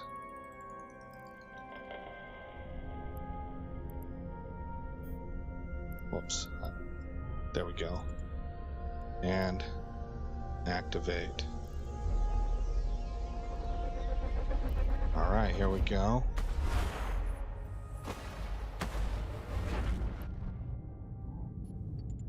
Approach, micro warp drive on.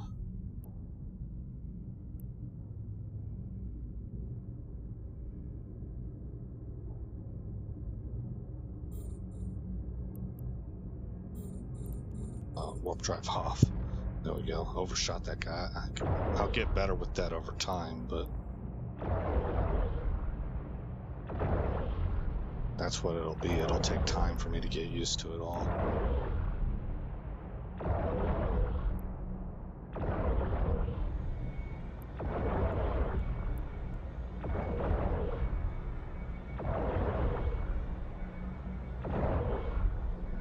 So after this, we'll grab all the loot, we'll head back to Jita, we'll sell it all, and we will upgrade to the Navy factional lens, the Imperial Navy lens. Check and see what that increases the DPS by, because we have a little simulator tool included with the fit tool. Let's go ahead and turn on repair.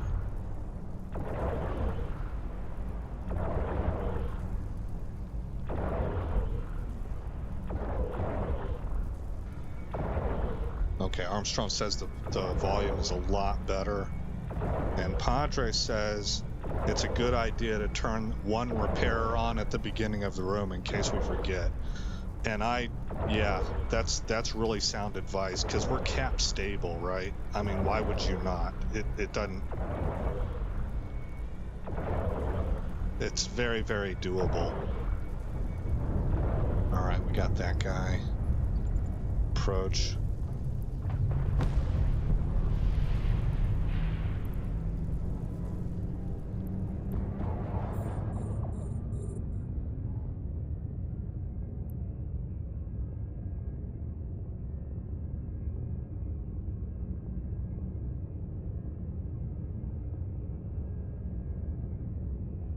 I guess, especially now that we're already recharged. Man, that did not take long. Just throw that on there. I like that you can hover over this and it'll tell you the percentage.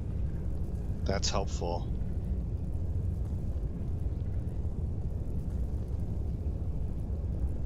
All right, let's blow it up.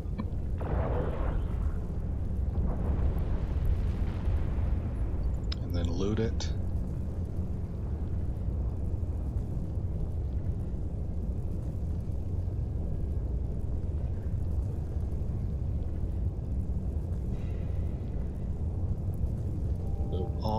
Okay, on to room number 2.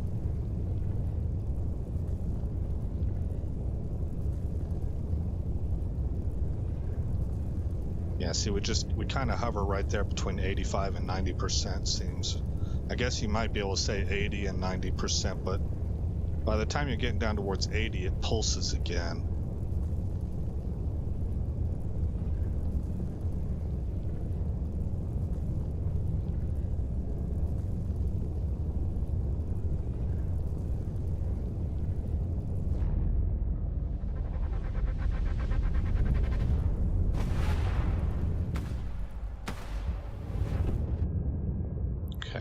So we'll approach, target, gotta be at 29, okay.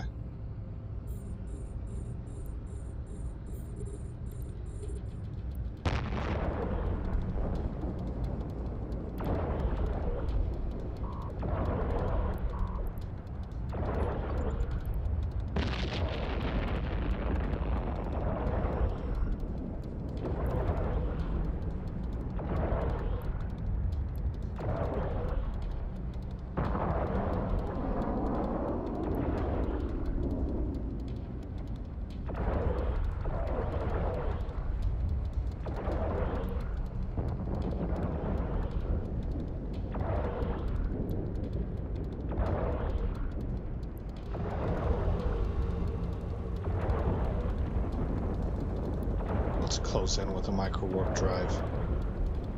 He's a Lancer. What is this stuff that's blowing up?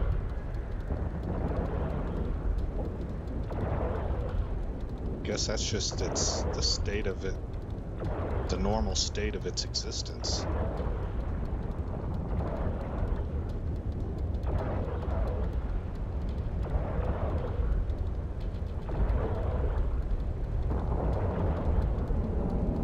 Okay, that's too much speed.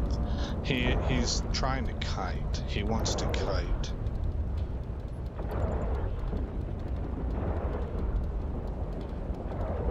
So I need to be chasing him, not orbiting him. I think. I mean, I don't know for sure. It just seems like that's what we want to do.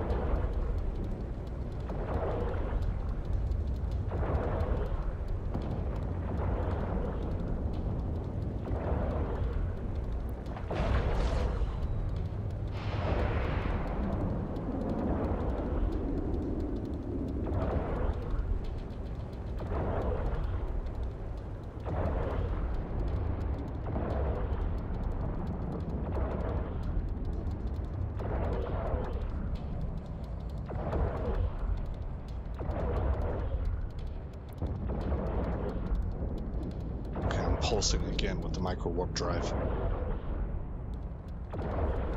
And I'm up over 2,000 meters. I'll pulse it off now.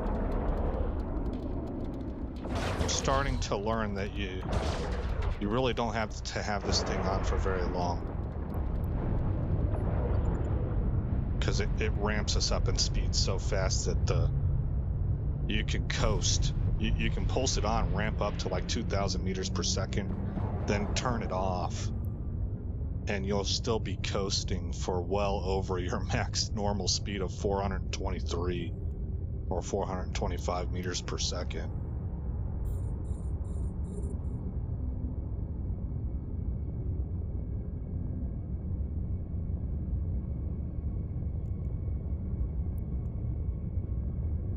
Let that cap build back up for room number 3.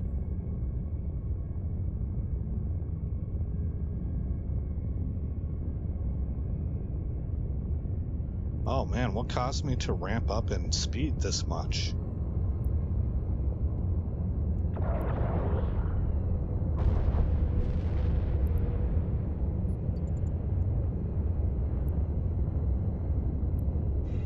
Maybe there's some kind of like a tractor beam or something, some kind of gravity well, because we kicked up really high in speed there at the end.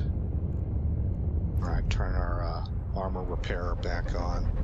This is the third room for the third run, so we're going to take everything back to Jita after this. Sell. Get that faction ammo.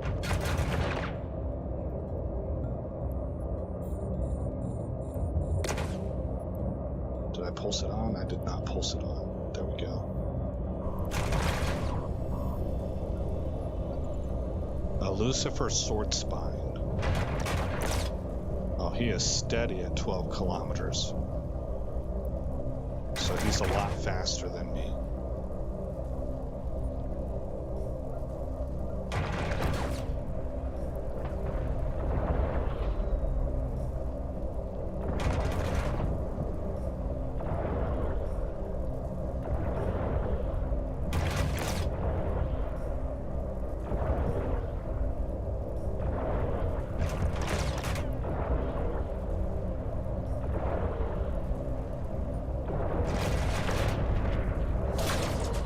I think I ran into him.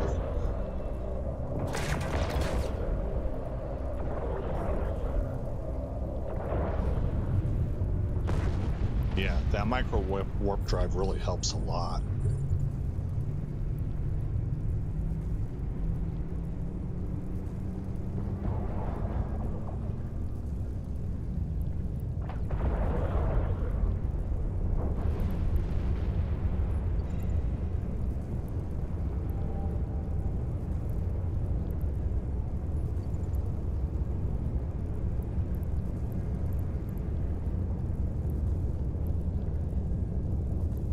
just mousing. Oh, look at this, 225,000 ISK. Oh, well, we want to keep the electricals.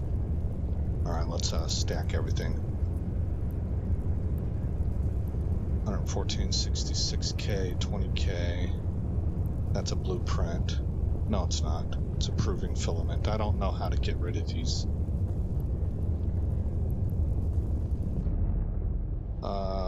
Almost 2 million right there in Triglavian surveys.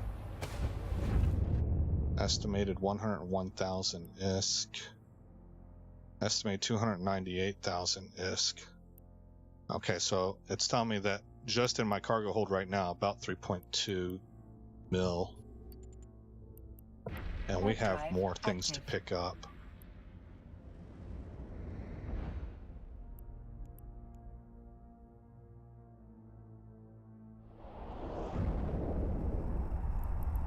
Okay, looking over here, I don't see any scary symbols. Like I did earlier where it said that dude was suspect.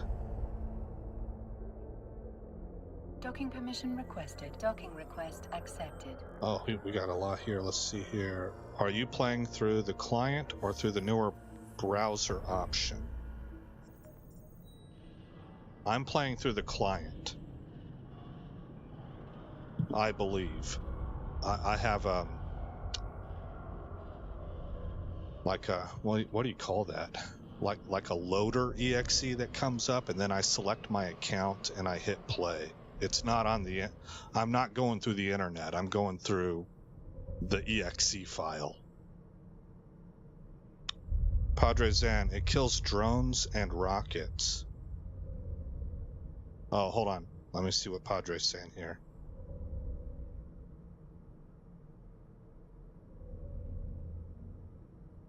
It kills drones and rockets. What does?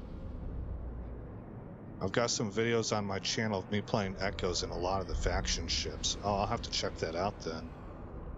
Mainly use them to teach new people in our corporation. Oh, you have a corporation you're in? He might have had stasis webs on you. I think he did. And the launcher. Yeah, that's it. The launcher. I go through the launcher.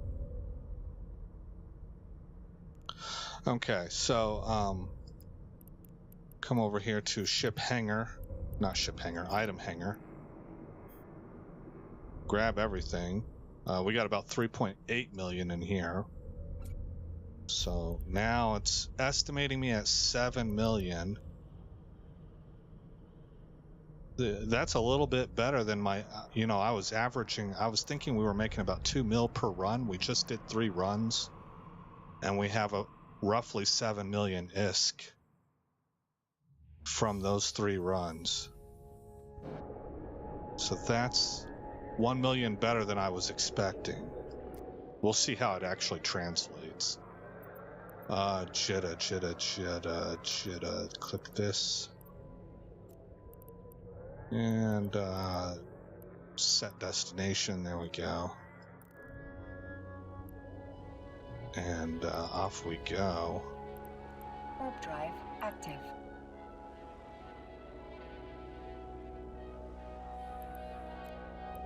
Let's stack all. There we go. We'll keep the tranquils. I have enough for 1 more run, so that's a free run that we got. 640,000 saved right there.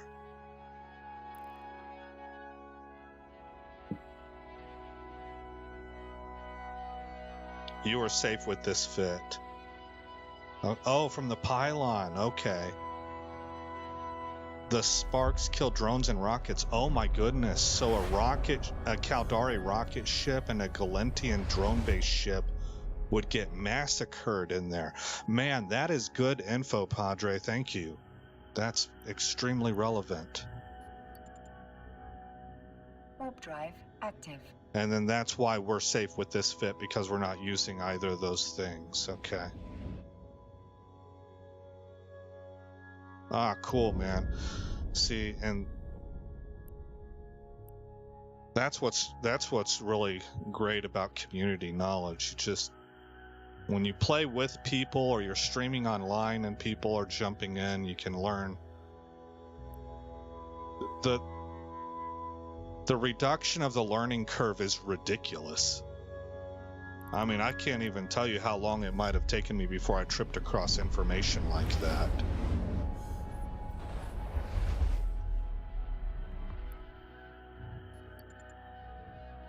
Warp drive active.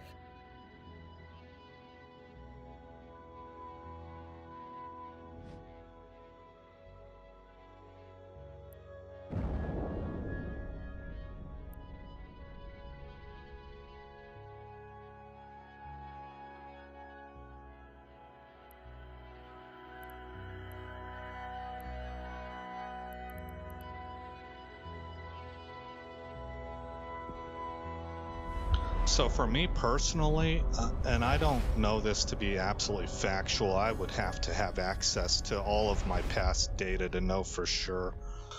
But my feeling is that this is more ISK earlier than I've ever seen before. And part of that's probably because the game has moved that way. Because this game seems easier to me from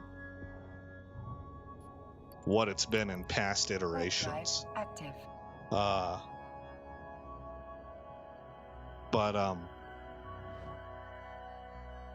have the feeling like I'm making a lot more money a lot faster than what I used to. And this only scales up, just like the other stuff scaled up, you know? Like, before I would do mission running. Level 1 missions, grinding your reputation up. And things get better there as you escalate into higher levels and your diplomacy kicks in and your reputation is really building up. Your payouts start to scale. But the payouts are going to scale here also as we move up in Abyssal levels, and also as my guy skills up with his own skills. We can run him faster. Maybe he can sell stuff for more.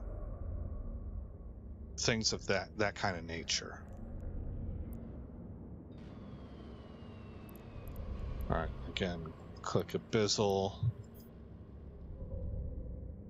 Grab everything except the Tranquil Electrical. Bring all of that to the item hanger. And then sell as much of it as I can.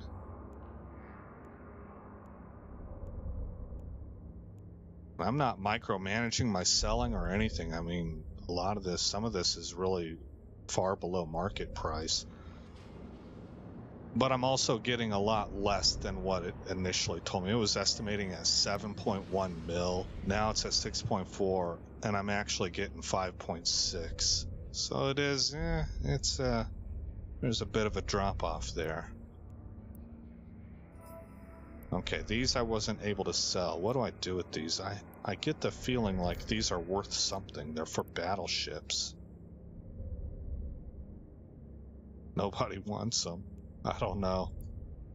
I don't know what to make of that. This here is a blueprint, I believe. Yeah. And it's not selling. You'd have to create a contract. Okay.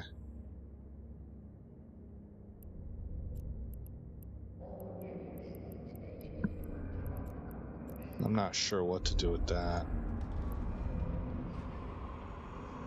Okay. Hey, Mr. Bonkers, how's it going?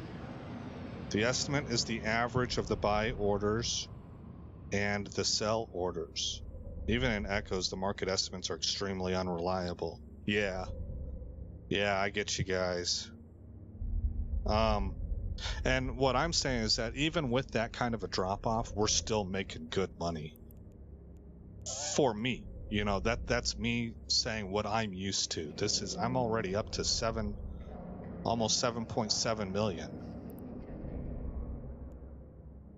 I mean, I feel pretty good about that. So let's take a look at fittings. I want to do a simulated fit. Browse. I want to look at chargers or charges. Where do I find that at? I know it's in here somewhere.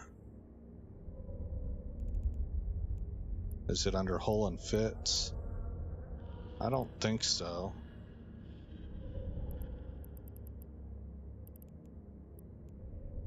Oh, here, X. There we go. I had my filter. I had something in my filter. So get out of rigs. Charges. Frequency crystals. Faction. And storyline. Imperial Navy multi-frequency S.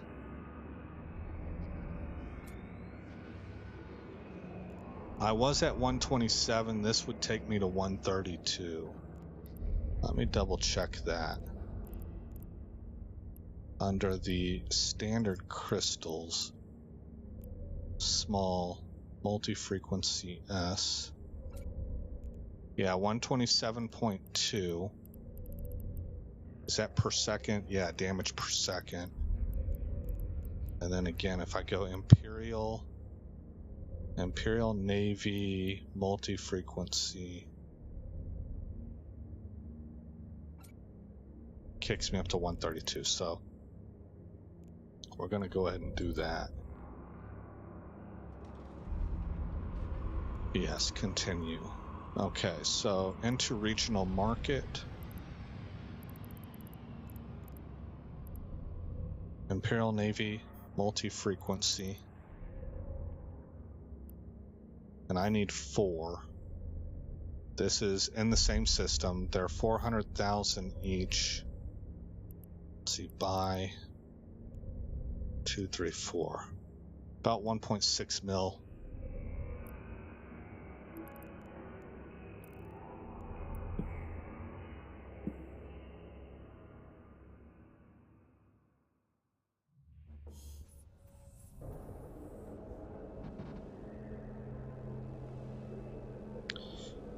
Your nickname, Orion Grimm, you just sold me your filaments.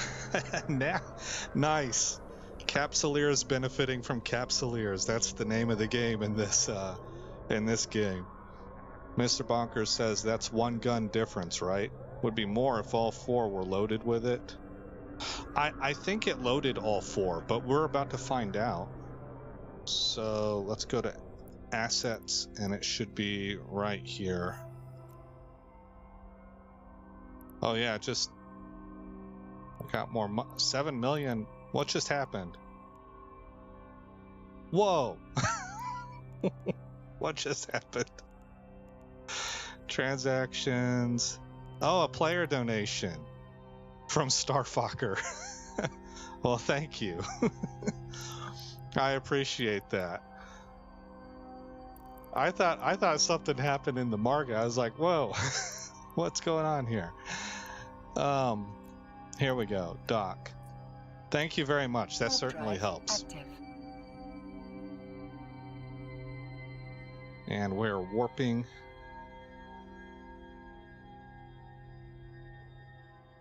Of all the years that I have played EVE, I have never, ever, ever joined a corporation. And I'm thinking of doing that after I've tooled around with this first. I just don't know.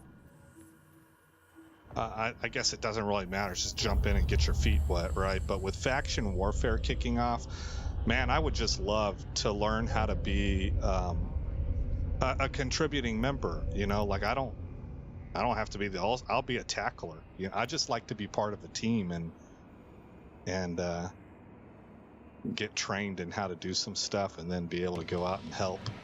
It sounds neat. I've never experienced it. Maybe it's not something I'd be into, but I'd like to give it a shot. Let's see here. Personal assets. And Imperial Navy multi-frequency. What am I doing here? I'm not thinking straight. Here we go. Go into the item hanger and then open our ship fitting. Okay, so currently at 127.2 DPS. And I forget how to unload these things.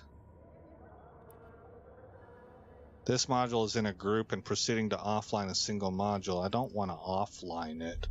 Oh, that's why I replaced all 4 before, is because I have them grouped. All right, so we're going to remove charge. Yeah, see, it's acting as a group, so it removed all 4. All right, and then we're going to take this Navy multi-frequency and we're going to drop that in there. Oh, look, it did jump up more. You were right. So 146.3 DPS. That's substantial. Let's go ahead and sell these. I don't need them.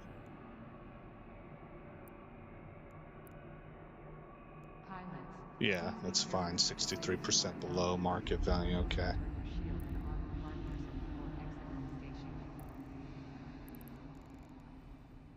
Unclaimed reward.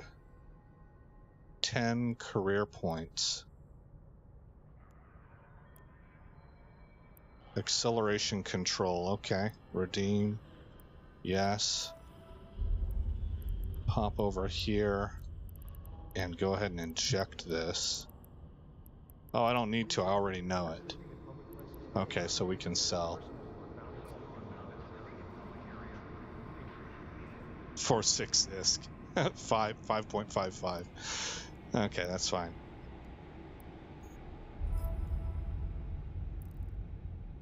All right, so I have a whole bunch of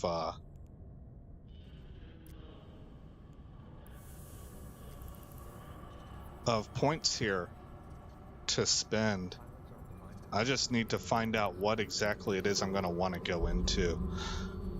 This character here is what I'm thinking right now, is really just purely to run Abyssal sites and plex an account. That's what I'm hoping for. I don't know if I'll achieve that. But in the back of my mind, that's really kind of the end goal, is to be able to make enough money just running these a few times a month to be able to plex an account. But then once I'm plexed, I don't know if maybe I could specialize him into a few other things, like maybe planetary interface for passive income, or space trucking and doing some hauling, I don't know. I don't know where to go from there. So, but I am trying as an alpha clone to be streamlined with what I go into. So I want to get his combat skills up first, because that's what the Abyssal sites require, right? At least that's what I'm thinking. Okay, let's look up those Tranquils again. I have 3 of them on hand. Tranquil Electrical. Oh, these are in the station for 225,000. Let's buy... since we're in station, maybe I'll just get 9. That would put me at a total of 12.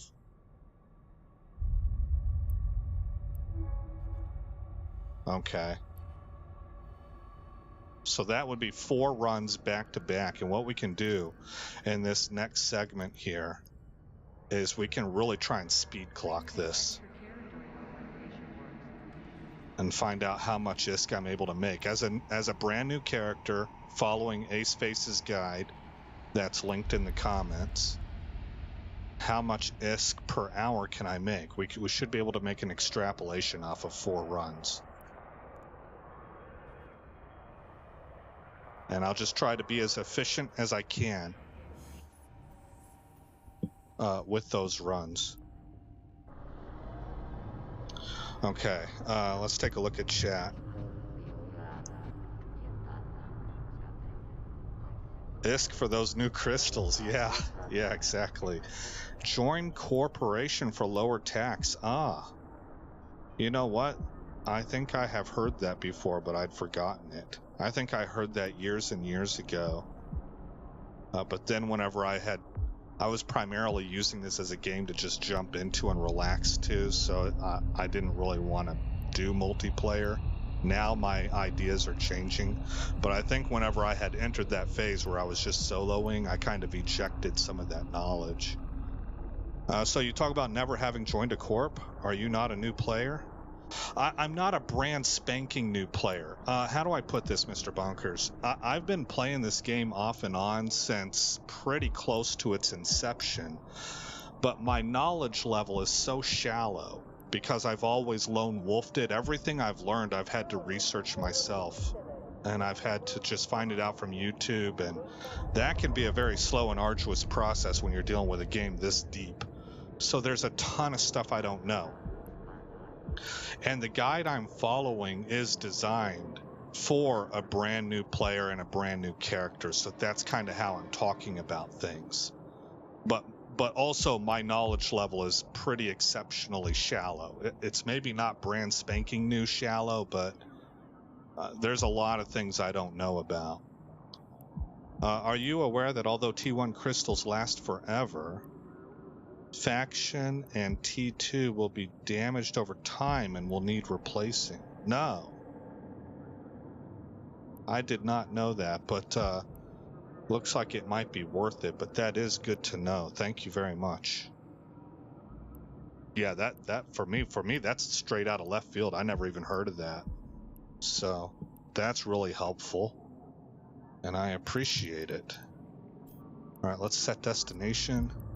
We are going to try... Oh, look, this guy's... Oh, he just got blowed up, I think. Oh, they fighting each other. Oh, man, we need to get out of here.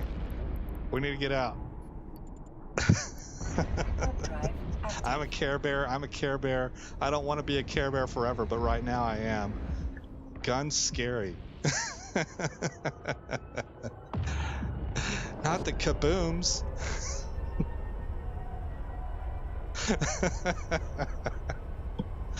Oh man, I don't know if I make you guys laugh, but I make myself laugh. Oh goodness. Let's go ahead and stack all.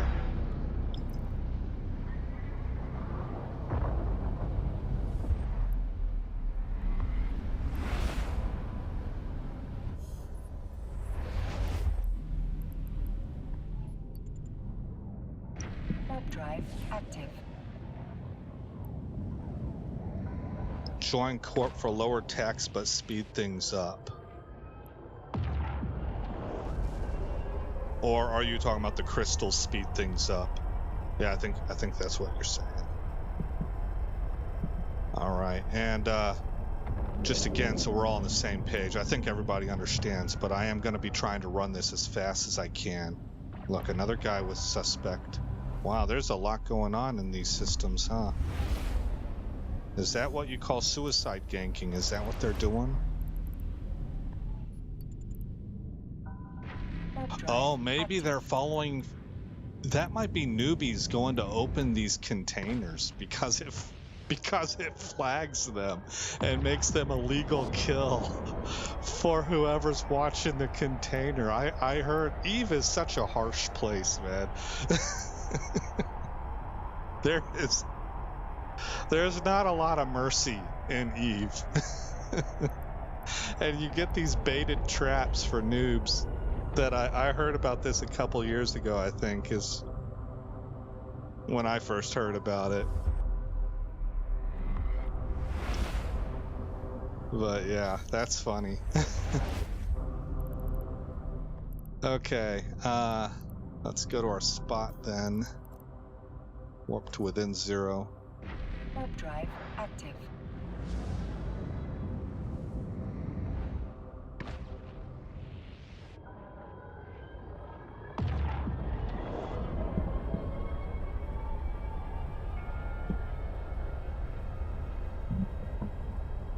And I have a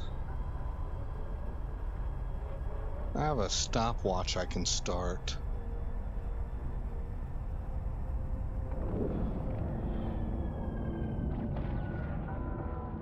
And I'll get that thing to clock in whenever when we kick this thing off. Oh, I got more 40 career points. Okay. X out. Let's not collect that just yet. Alright, pop open, inventory, and I guess this is where it would officially begin, so I'm going to go ahead and start that timer right now. Start. And then right click, use, activate for fleet.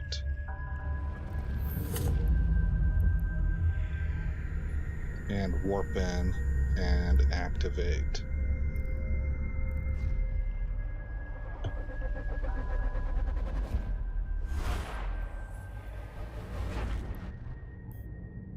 All right, approach, micro warp drive, repair armor on also.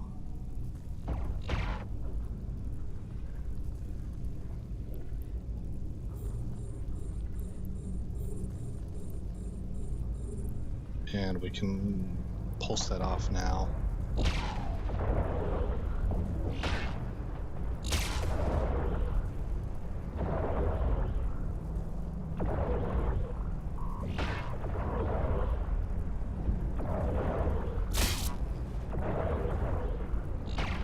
Yeah, we're hitting them pretty hard. That faction ammo's helping. Let's go ahead and orbit you.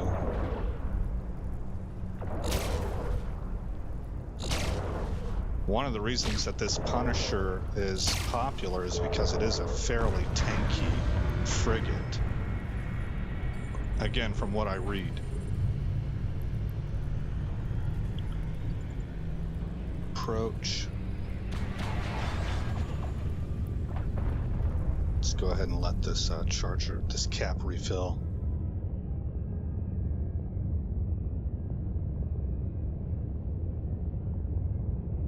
Yeah, that didn't hardly take us any time at all. Go ahead and open fire.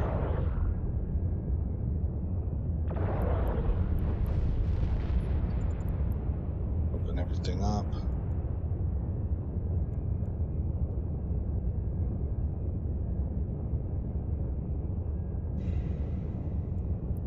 Loot all. And we're on to room 2. We're at, it took us about 2 minutes. Not bad.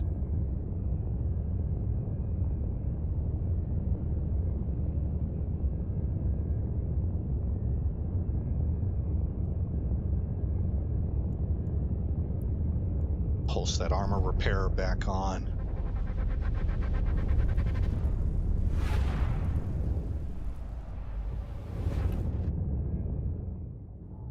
Okay. Actually approach this guy right here.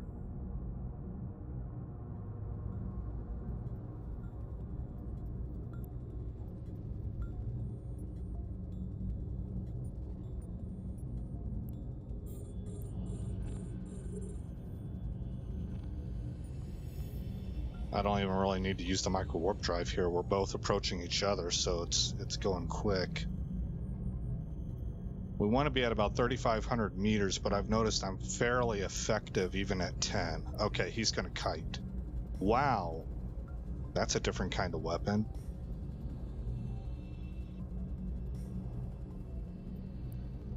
Okay, let's open fire.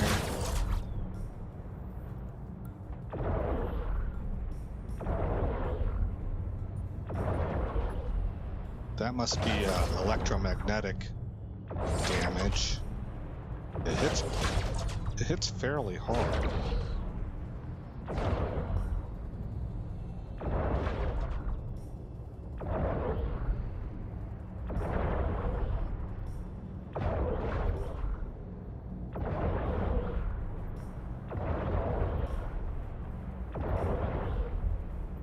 He's almost dead. Okay, he's gone.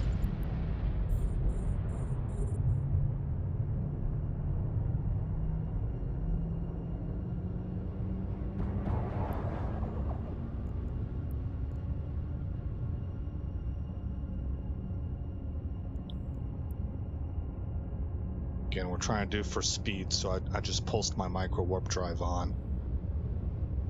14, 12, go ahead and open fire.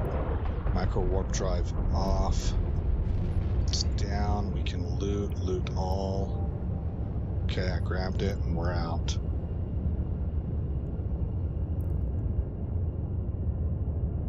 Just under 16 minutes, so that one took us a little bit longer. About 30 seconds longer than the first room. But we're on to our third and final room of our first run of 4. Oh, both repairs? Okay. I haven't felt like I've really needed both repairs so far.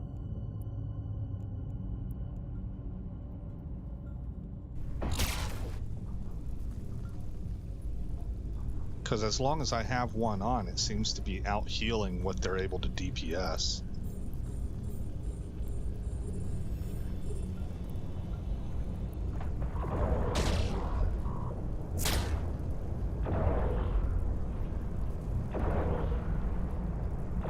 Oh yeah, look how hard we're hitting them. Golly, man, those ones especially died fast.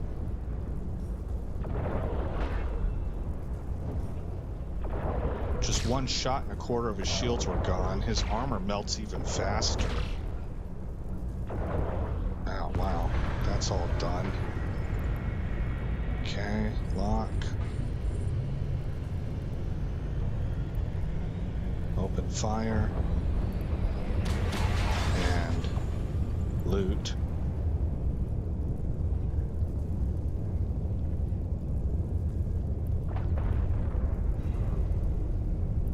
Loot all and exit.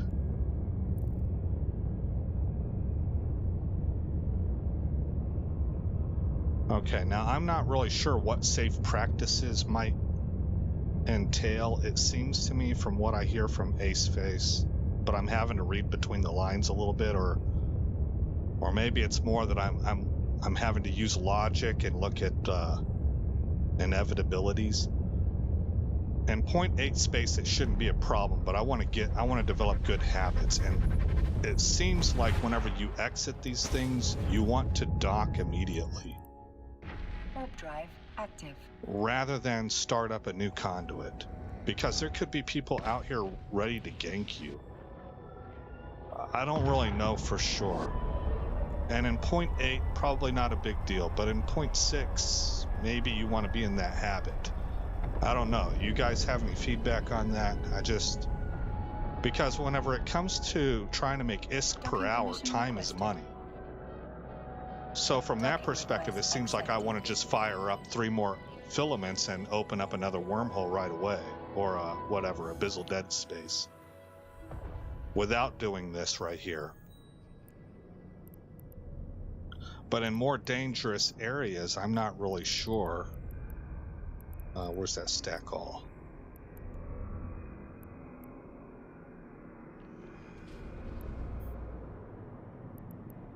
Tranquil, electrical. Oh, I have 10 of those now. Oh, well, I had 12 before. That's right. Okay, let's see. Go to item hanger. So I'm just not really 100% what the smart play is there.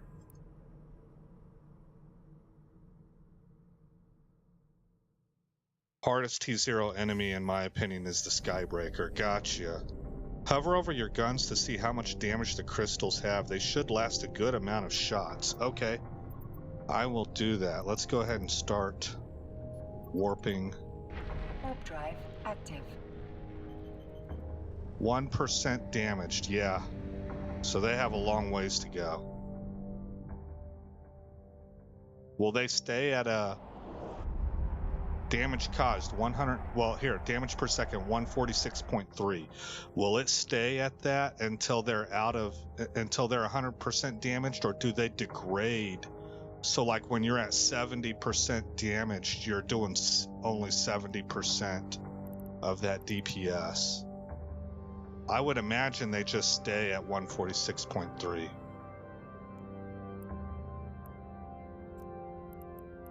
Let's use, activate. Let me see what my timer's at. We're at 9.5 minutes. We haven't even hit 10 minutes yet.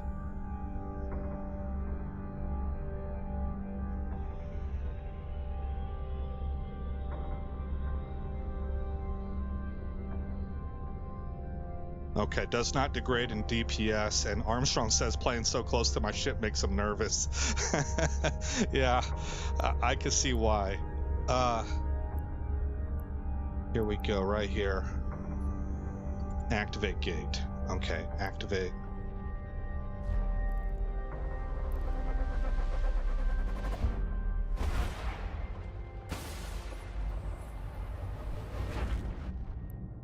All right, the Lancer. Let's zoom out a little bit. And let's see, turn that on, turn that on.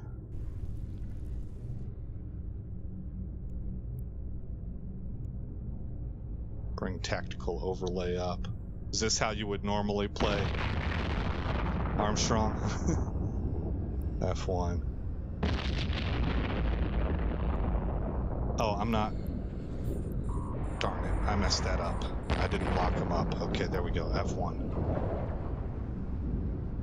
There we go.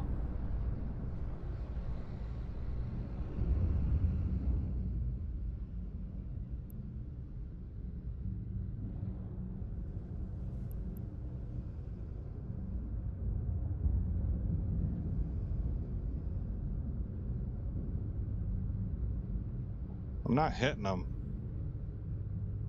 very much.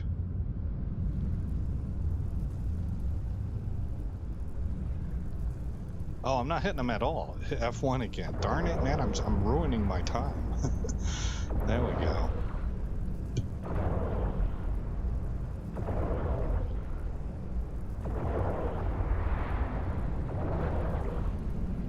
It's probably been about a year since I've played the game, so some of this is rust.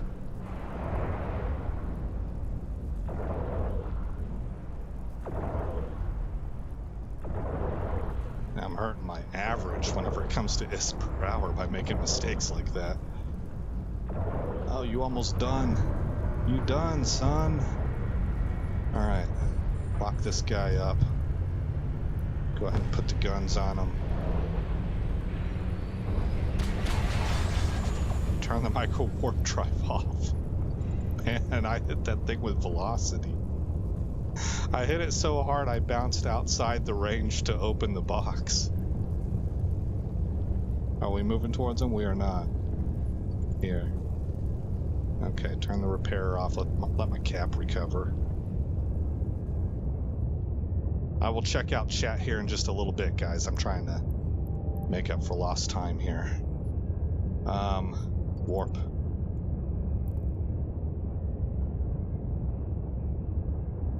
Room number 2.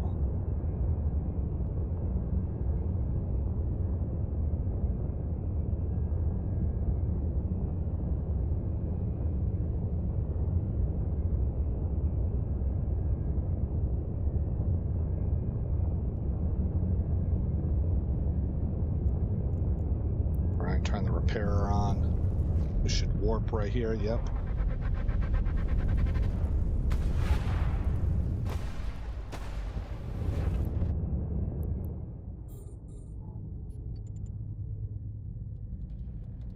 Lucifer sword spot. And warp drive. Lock them up. F1. Can take the micro warp drive off now, I think.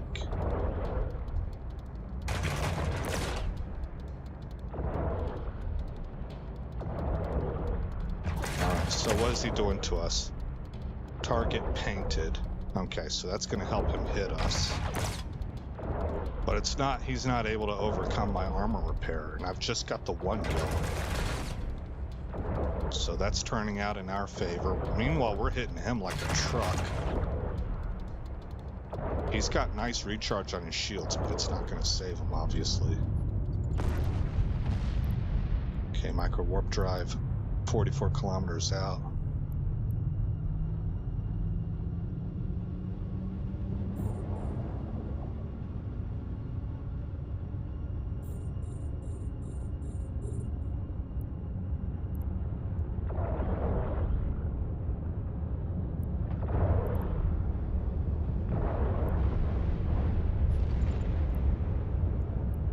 All.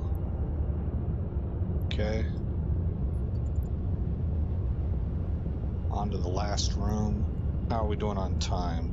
We're at 15 minutes.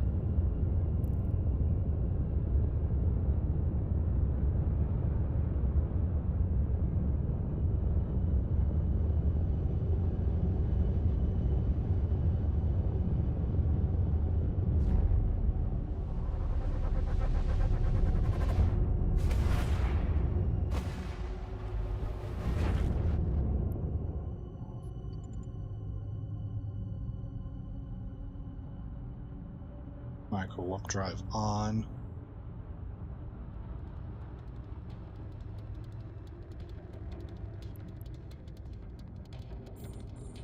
Lock them up. Put the lasers on them. Kick the drive off.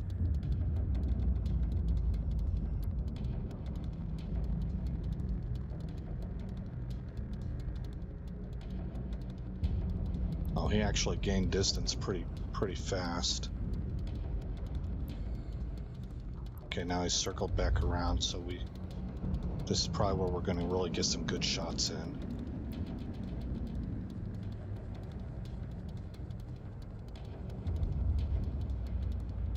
I don't want my own velocity to stay too high because I don't know exactly how it works. I can't do the math, but I know that, and it makes sense. It messes with your turret tracking. If your skills aren't high enough in turret tracking, it can actually make you miss more shots.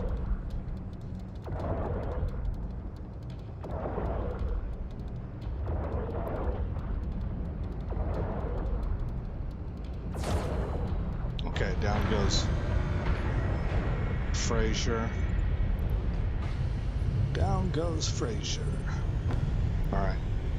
F1. And he's done. Loot.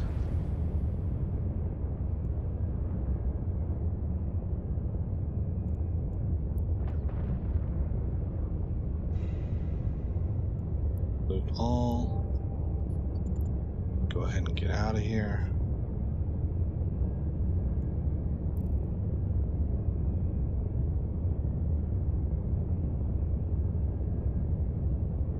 And we're just under 13 minutes, so I'm getting faster. The extra DPS from the faction ammo is helping with that. Okay, we got a dock. Warp drive active. Drop all this stuff off.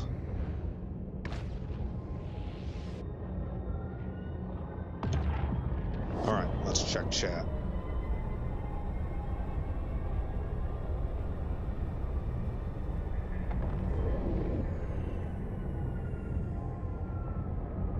I'm usually all the way zoomed out so I can see the whole grid. Yeah, that's what I thought. Your DPS stays full, but when the crystal's in 100% damage, they need to be replaced. It does not degrade your DPS as they get damaged, okay? Oh, shoot. I need to get some sleep. I need to be at work in 6 hours. Oh, man. Have a good day, Mr. Bonkers. Thank you for dropping by. Thank you for the knowledge. I probably missed you, but thanks for dropping by. You're not shooting. Yeah. You were too close to hit them. Ah, okay. Yeah, I'm usually like this all the way zoomed out. Delta V, baby.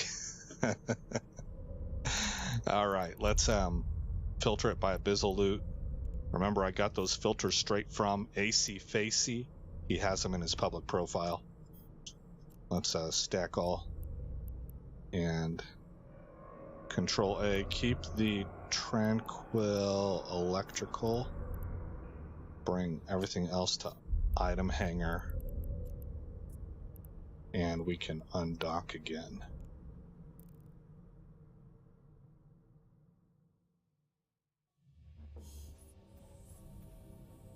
Alright, so that's 2 runs. Let's see.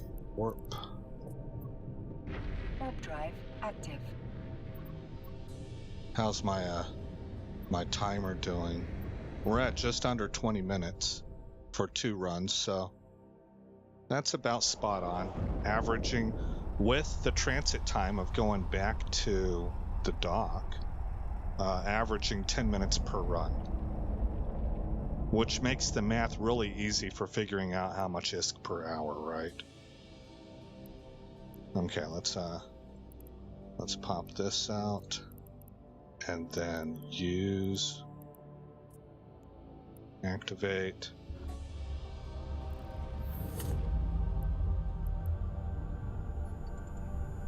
and activate.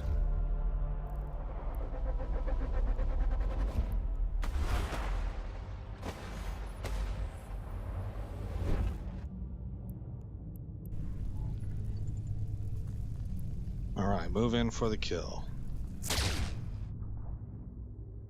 All the way out.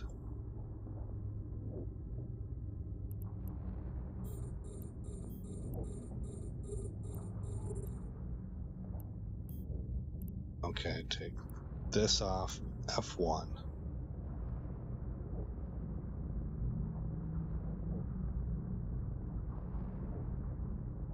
Okay, so you probably do it like this.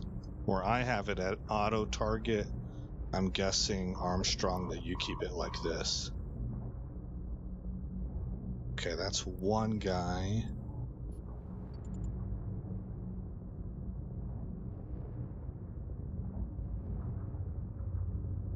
Okay, this is 5,000 meters, 10,000 meters. Okay, gotcha.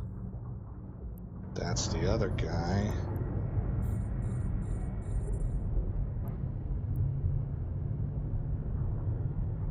Too far out to hit.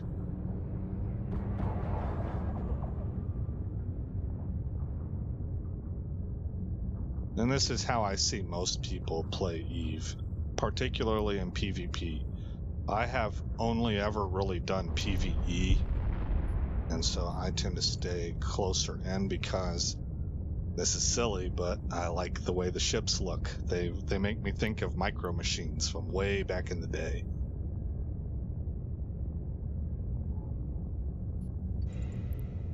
Okay, loot all, and then we can warp out.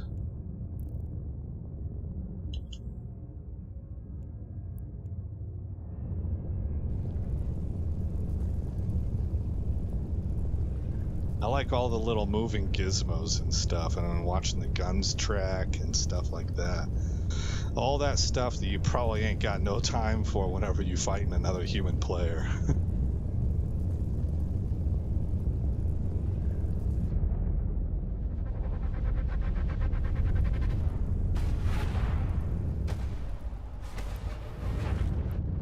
Alright, so approach the devoted hunter. Okay, micro warp drive.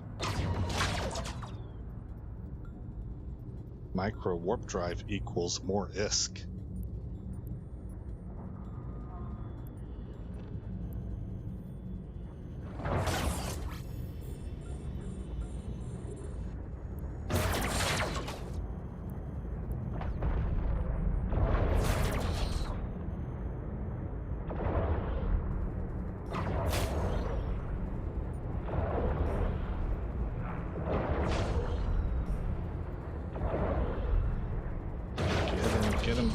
Get him.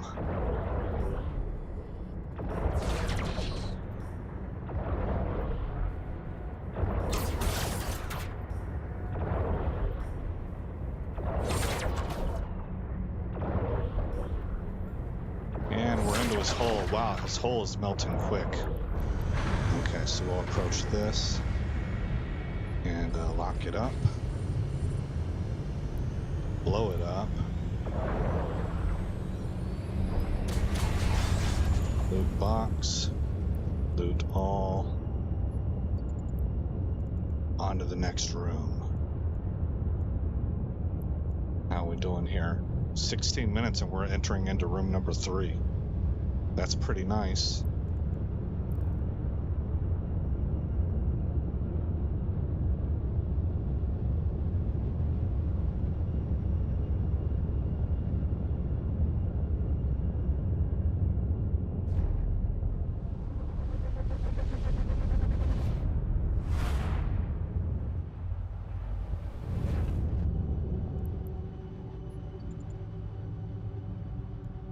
Okay, warp in.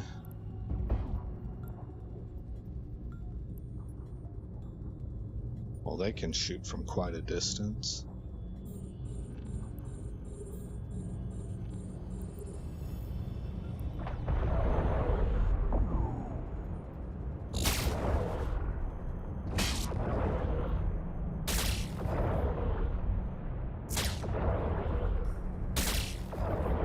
Yeah, I wouldn't say that we're melting them yet, but we're close. And once my guy has a few more skills, I think we'll be knocking these dudes into an early grave after 3 volleys.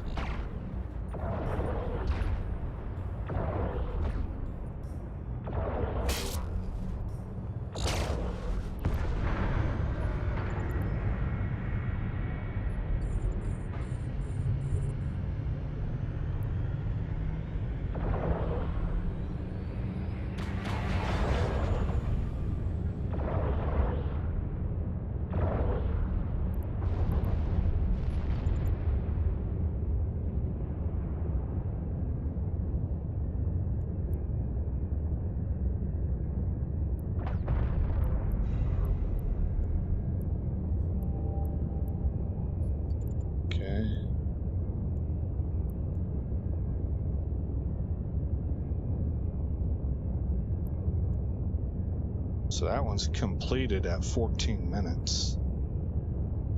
6 minutes for the whole thing, averaging, so I guess we're averaging 2 minutes per room. That went pretty well for where I'm at. I think that was pretty good. All right, let's dock. Warp drive active.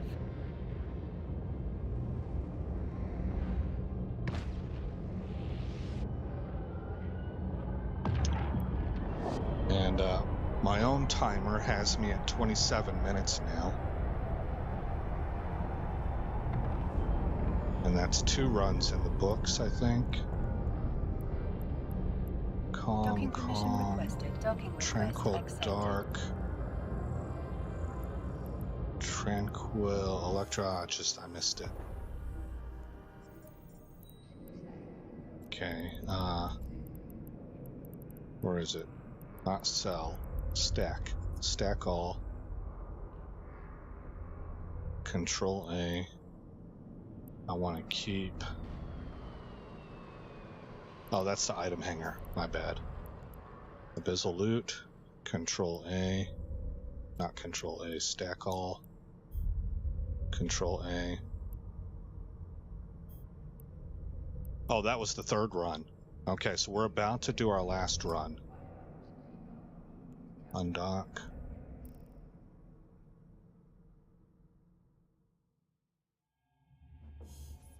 The skills I'm training now are, I will show you.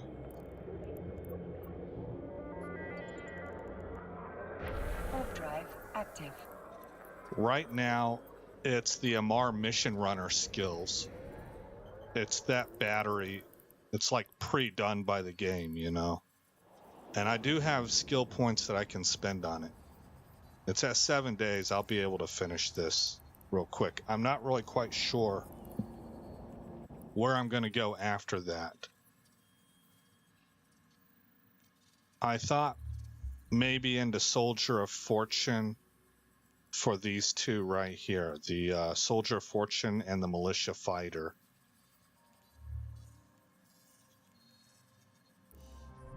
But I'm not 100%, I don't really know for sure what I should do there. I haven't really researched it or thought about it. Let's use, activate for fleet. Oh, there we go. Activate. Okay, this is the last run. And we should be able to get some numbers after this.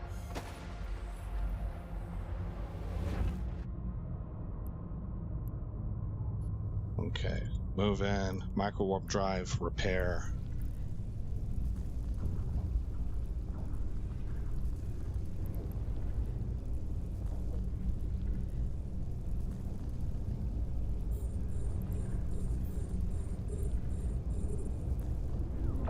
And we can turn micro warp drive off.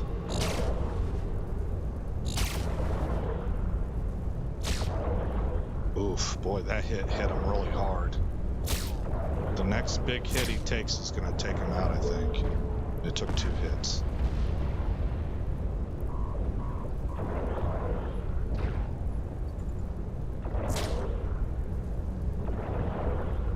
Okay, I'm doing fine.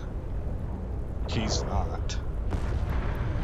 Alright, approach here. Open fire.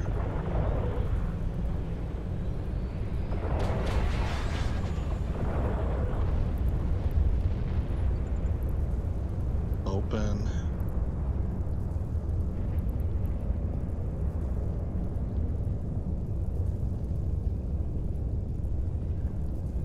%5 damage. Yeah, these will last for quite a while. Okay.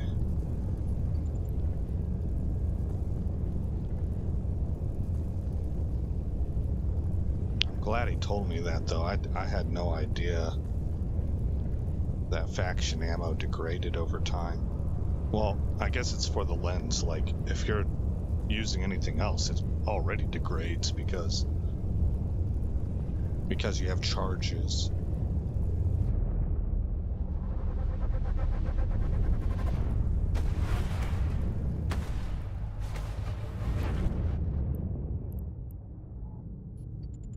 Micro warp drive on. 1748.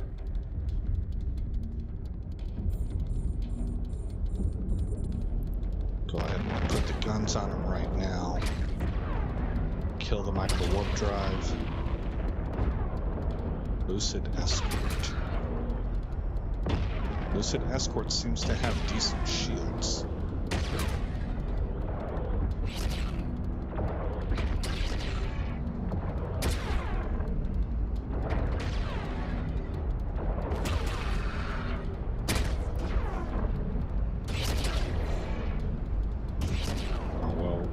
His hole now. Okay, he's done.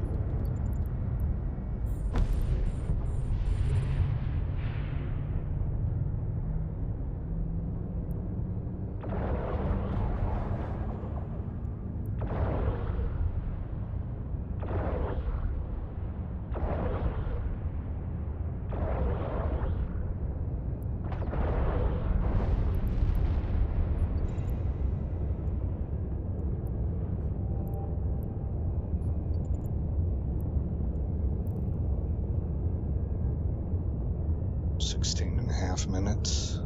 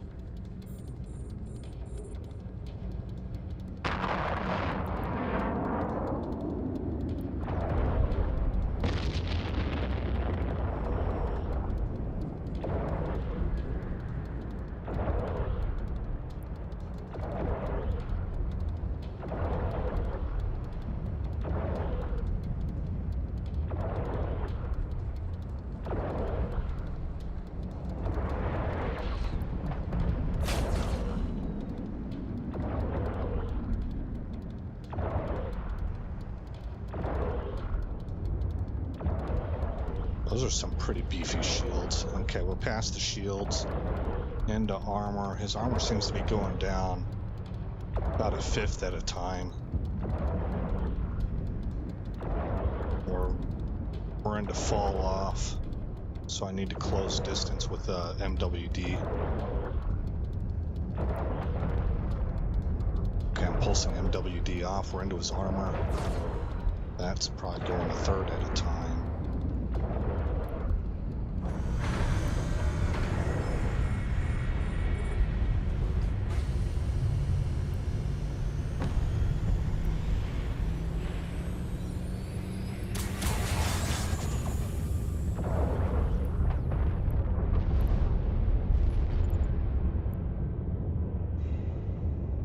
Loot all.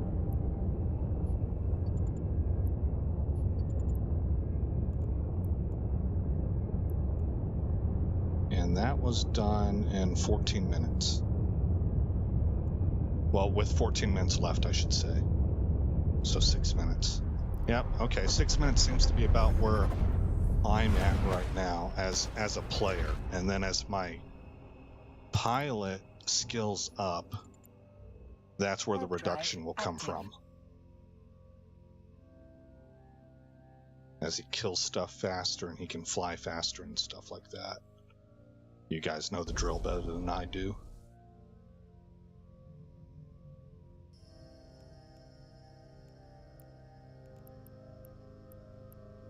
Okay, everything is indeed at Moon 7.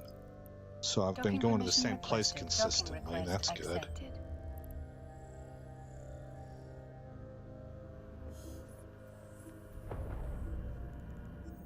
Pop open inventory, go to item hanger, grab everything, and move it up here, and then stack all.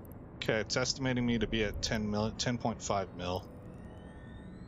Not all of that is stuff that will be sold, but most of it is. And I need the star map.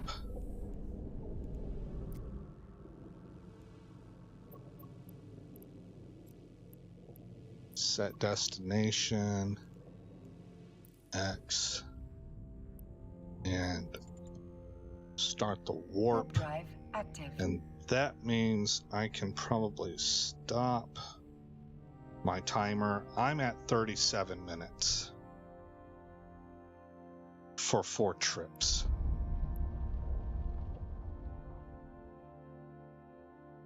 Okay, let's take a look. I tabbed on accident. Let's take a look at chat. All right. If you want ISK earnings, Abyssals are good. Okay, that's good confirmation. Thank you, Padre. That's what I was hoping. Just in case, you should have 4 standard crystals in inventory. Oh yeah, that would be smart. That would be smart. So I should not have sold those others. Don't waste time and skills on mining for now. Okay. Better to grind Abyssals into missions. Okay, good again, because that's what I was thinking to do. And do the project discovery. Oh, you can do that every day, huh? Okay. Huge money on project discovery and skins you can use or sell. Well, thank you very much, Padre. That's all very good info. This has been a really useful stream for me. I got a lot of good info from you guys. And hopefully anybody else who tunes in or watches this later will also be able to glean some of that. Some of the same things that I've been able to get. Active.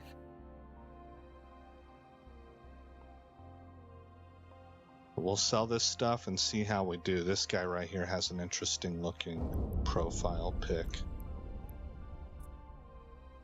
Yeah, see, people just have neat ideas. They do things out of the ordinary. He's got a whole side profile with the star out here, which gives it a look of motion, right? This is actually a pretty good artistic vision, in my opinion. Not that I'm a pro or anything. I don't have any classes or background or history and anything like that. Okay, am I in Jita? No. Where do I go next? Oh, I am in Jita, yes. Okay, where's Moon 4? Oh, it's actually labeled Jita Trade Hub. I've been going to the wrong one, I think. I've been going to this one. Okay, let's dock. Warp drive active.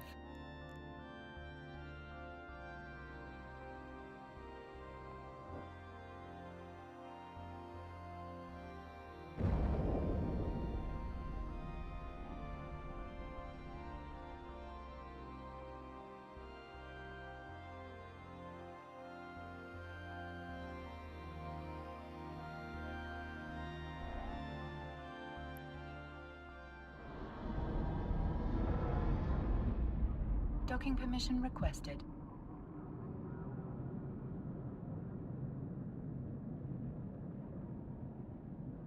Docking request accepted. Man, the gray would be pretty cool too. Instead of ivory. It's just the ivory's better though. That gold on ivory is really, really sweet.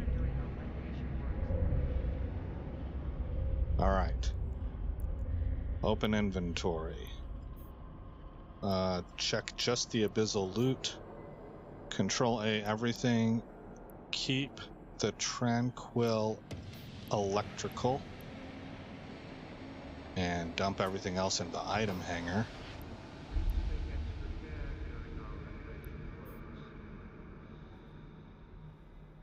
Okay, right now it's estimating us at 10 mil. We'll see. Sell 12 items.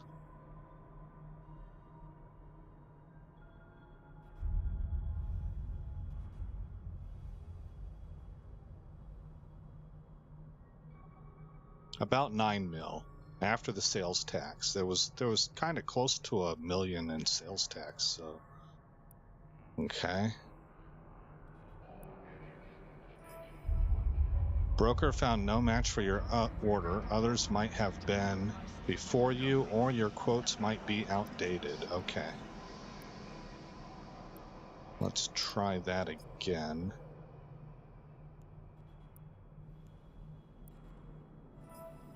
Okay, those sold. So, things move pretty fast in Jita. Look at this, man. I'm at 19 mil already. I'm up above what my primary character's at. And I did this in, I don't know how long have I been recording. I've been streaming for about 3.5 hours. Oh, well, hold on. 7 mil was a gifting. So, we're almost at 20. Let's just say 20. So, about 13 mil. Oh, that's cool. All right, what did it say that I made here? I think it was 9 mil. I need to look at my wallet. Time to crunch the math. All right, we got 407, 7.56. That's why you should join a corp for lower taxes. Yeah, I could see that for sure. I was just thinking that whenever you mentioned that. Okay, so all of that last run, it took me 37 minutes. So this is where it gets embarrassing for me because I don't math in public very well. But we've got 394 and then 020 plus 407, 110 plus 7536600 equals. Okay. It says that I made about 8.3 million in 37 minutes. So I guess if I was to say 8.3 divided by 37 equals 0.224. Let me see if I'm doing this right. 0.224. That's per minute. So that times 60 is 13.44. That's what I came up with before. All right, and he advertised this as being 15 to 20 mil per hour, depending on your skills and your pilot skills. And I'm at 13.44 as a noob when it comes to abyssals. So probably plenty of room for improvement there. If I were to do this offline without narrating and talking and interacting and doing chat, I could probably up that number a little bit, is what I'm guessing. And then with a little bit more practice also. But that seems like... Oh, that's right. And we also have to remember that the prices have dropped a little bit since since he released his video. So I would say proof of concept actually proved out pretty close to dead on for what AceFace is advertising in his video. And I didn't know how to do this stuff. I just followed his guide. It's an 18-minute long video, and I just followed along with what he said. And then I came out to Jita. You can do this all over the place. So maybe Jita's not the best place to be selling this stuff. I think Jita is the best place to buy. Am I wrong about that? Jita's like where where the most competition is at. So that's going to drive prices down. So perhaps it would be even more lucrative if you did your Abyssal runs out at places like Dodixie or Amarr. Might be able to make some more. I don't know. I'll have to play around with that. But I thought that was pretty neat. So I'm going to go ahead and close stream for now. The next things I need to do is really to figure out. Let me see if I can describe this.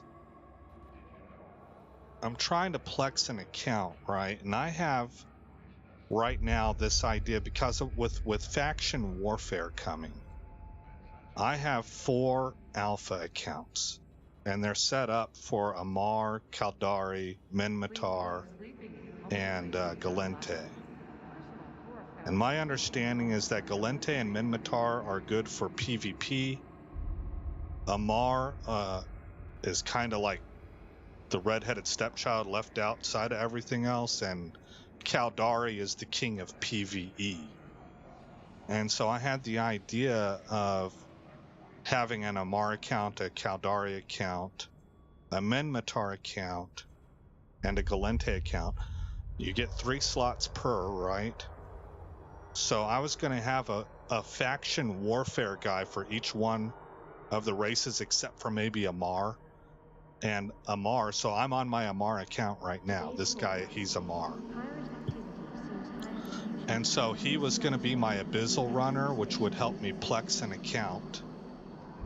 And then maybe the other 2 slots could be something else used for passive income, or maybe not even so much passive, but he could,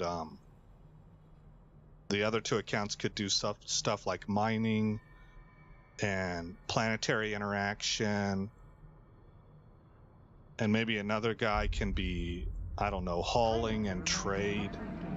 And so this account would be what I use to make ISK. And then I can plex 1 account from that. So that's where I'm kind of thinking my way through it live. So it might be that I need to have 1 account be my faction warfare account, and that's where I keep a Caldari guy, a Minmatar guy, and a Gallente guy, because I'm probably not going to faction warfare with Amarr. And then that way I can just keep them in their space, right? Because if I get into faction warfare with my Caldari guy, for example, and I join the Caldarian Navy, if I try and fly that dude into Gallente's space, he's going to get killed, right? By the NPCs, by the cops. So they have to stay in their respective spaces. And then all my other alt accounts would be used for, I don't know, whatever else. Exploration. Anyway, I don't know if that makes sense to everybody. It's kind of a mess in my head right now. But maybe you get the kind of general idea of what I'm thinking and what I'm aiming for there. And any tips would be good for that. All right, thanks, Padre. Trade on other stations, yeah. All right, guys, here, let me put in I want to be part of the gang here. 07. There we go. The salute. Okay, everybody. Hey, again, thank you for dropping by. I really do appreciate it. Let's go ahead and drop stream for now. I think proof of concept for AceFace's design for his build turned out terrifically, and it was a success. I'm not quite sure when I'll be on next because I don't know exactly what I'm going to be doing. Maybe probably whenever I upgrade something, and we'll try it again. But suppose that's all I have to say. So again, Aesop Grim out. Thanks for coming by the channel. I hope you like what you saw. I hope all is well in your neck of the woods, guys, and I'll see you next time I'm streaming. All right, take care, everyone.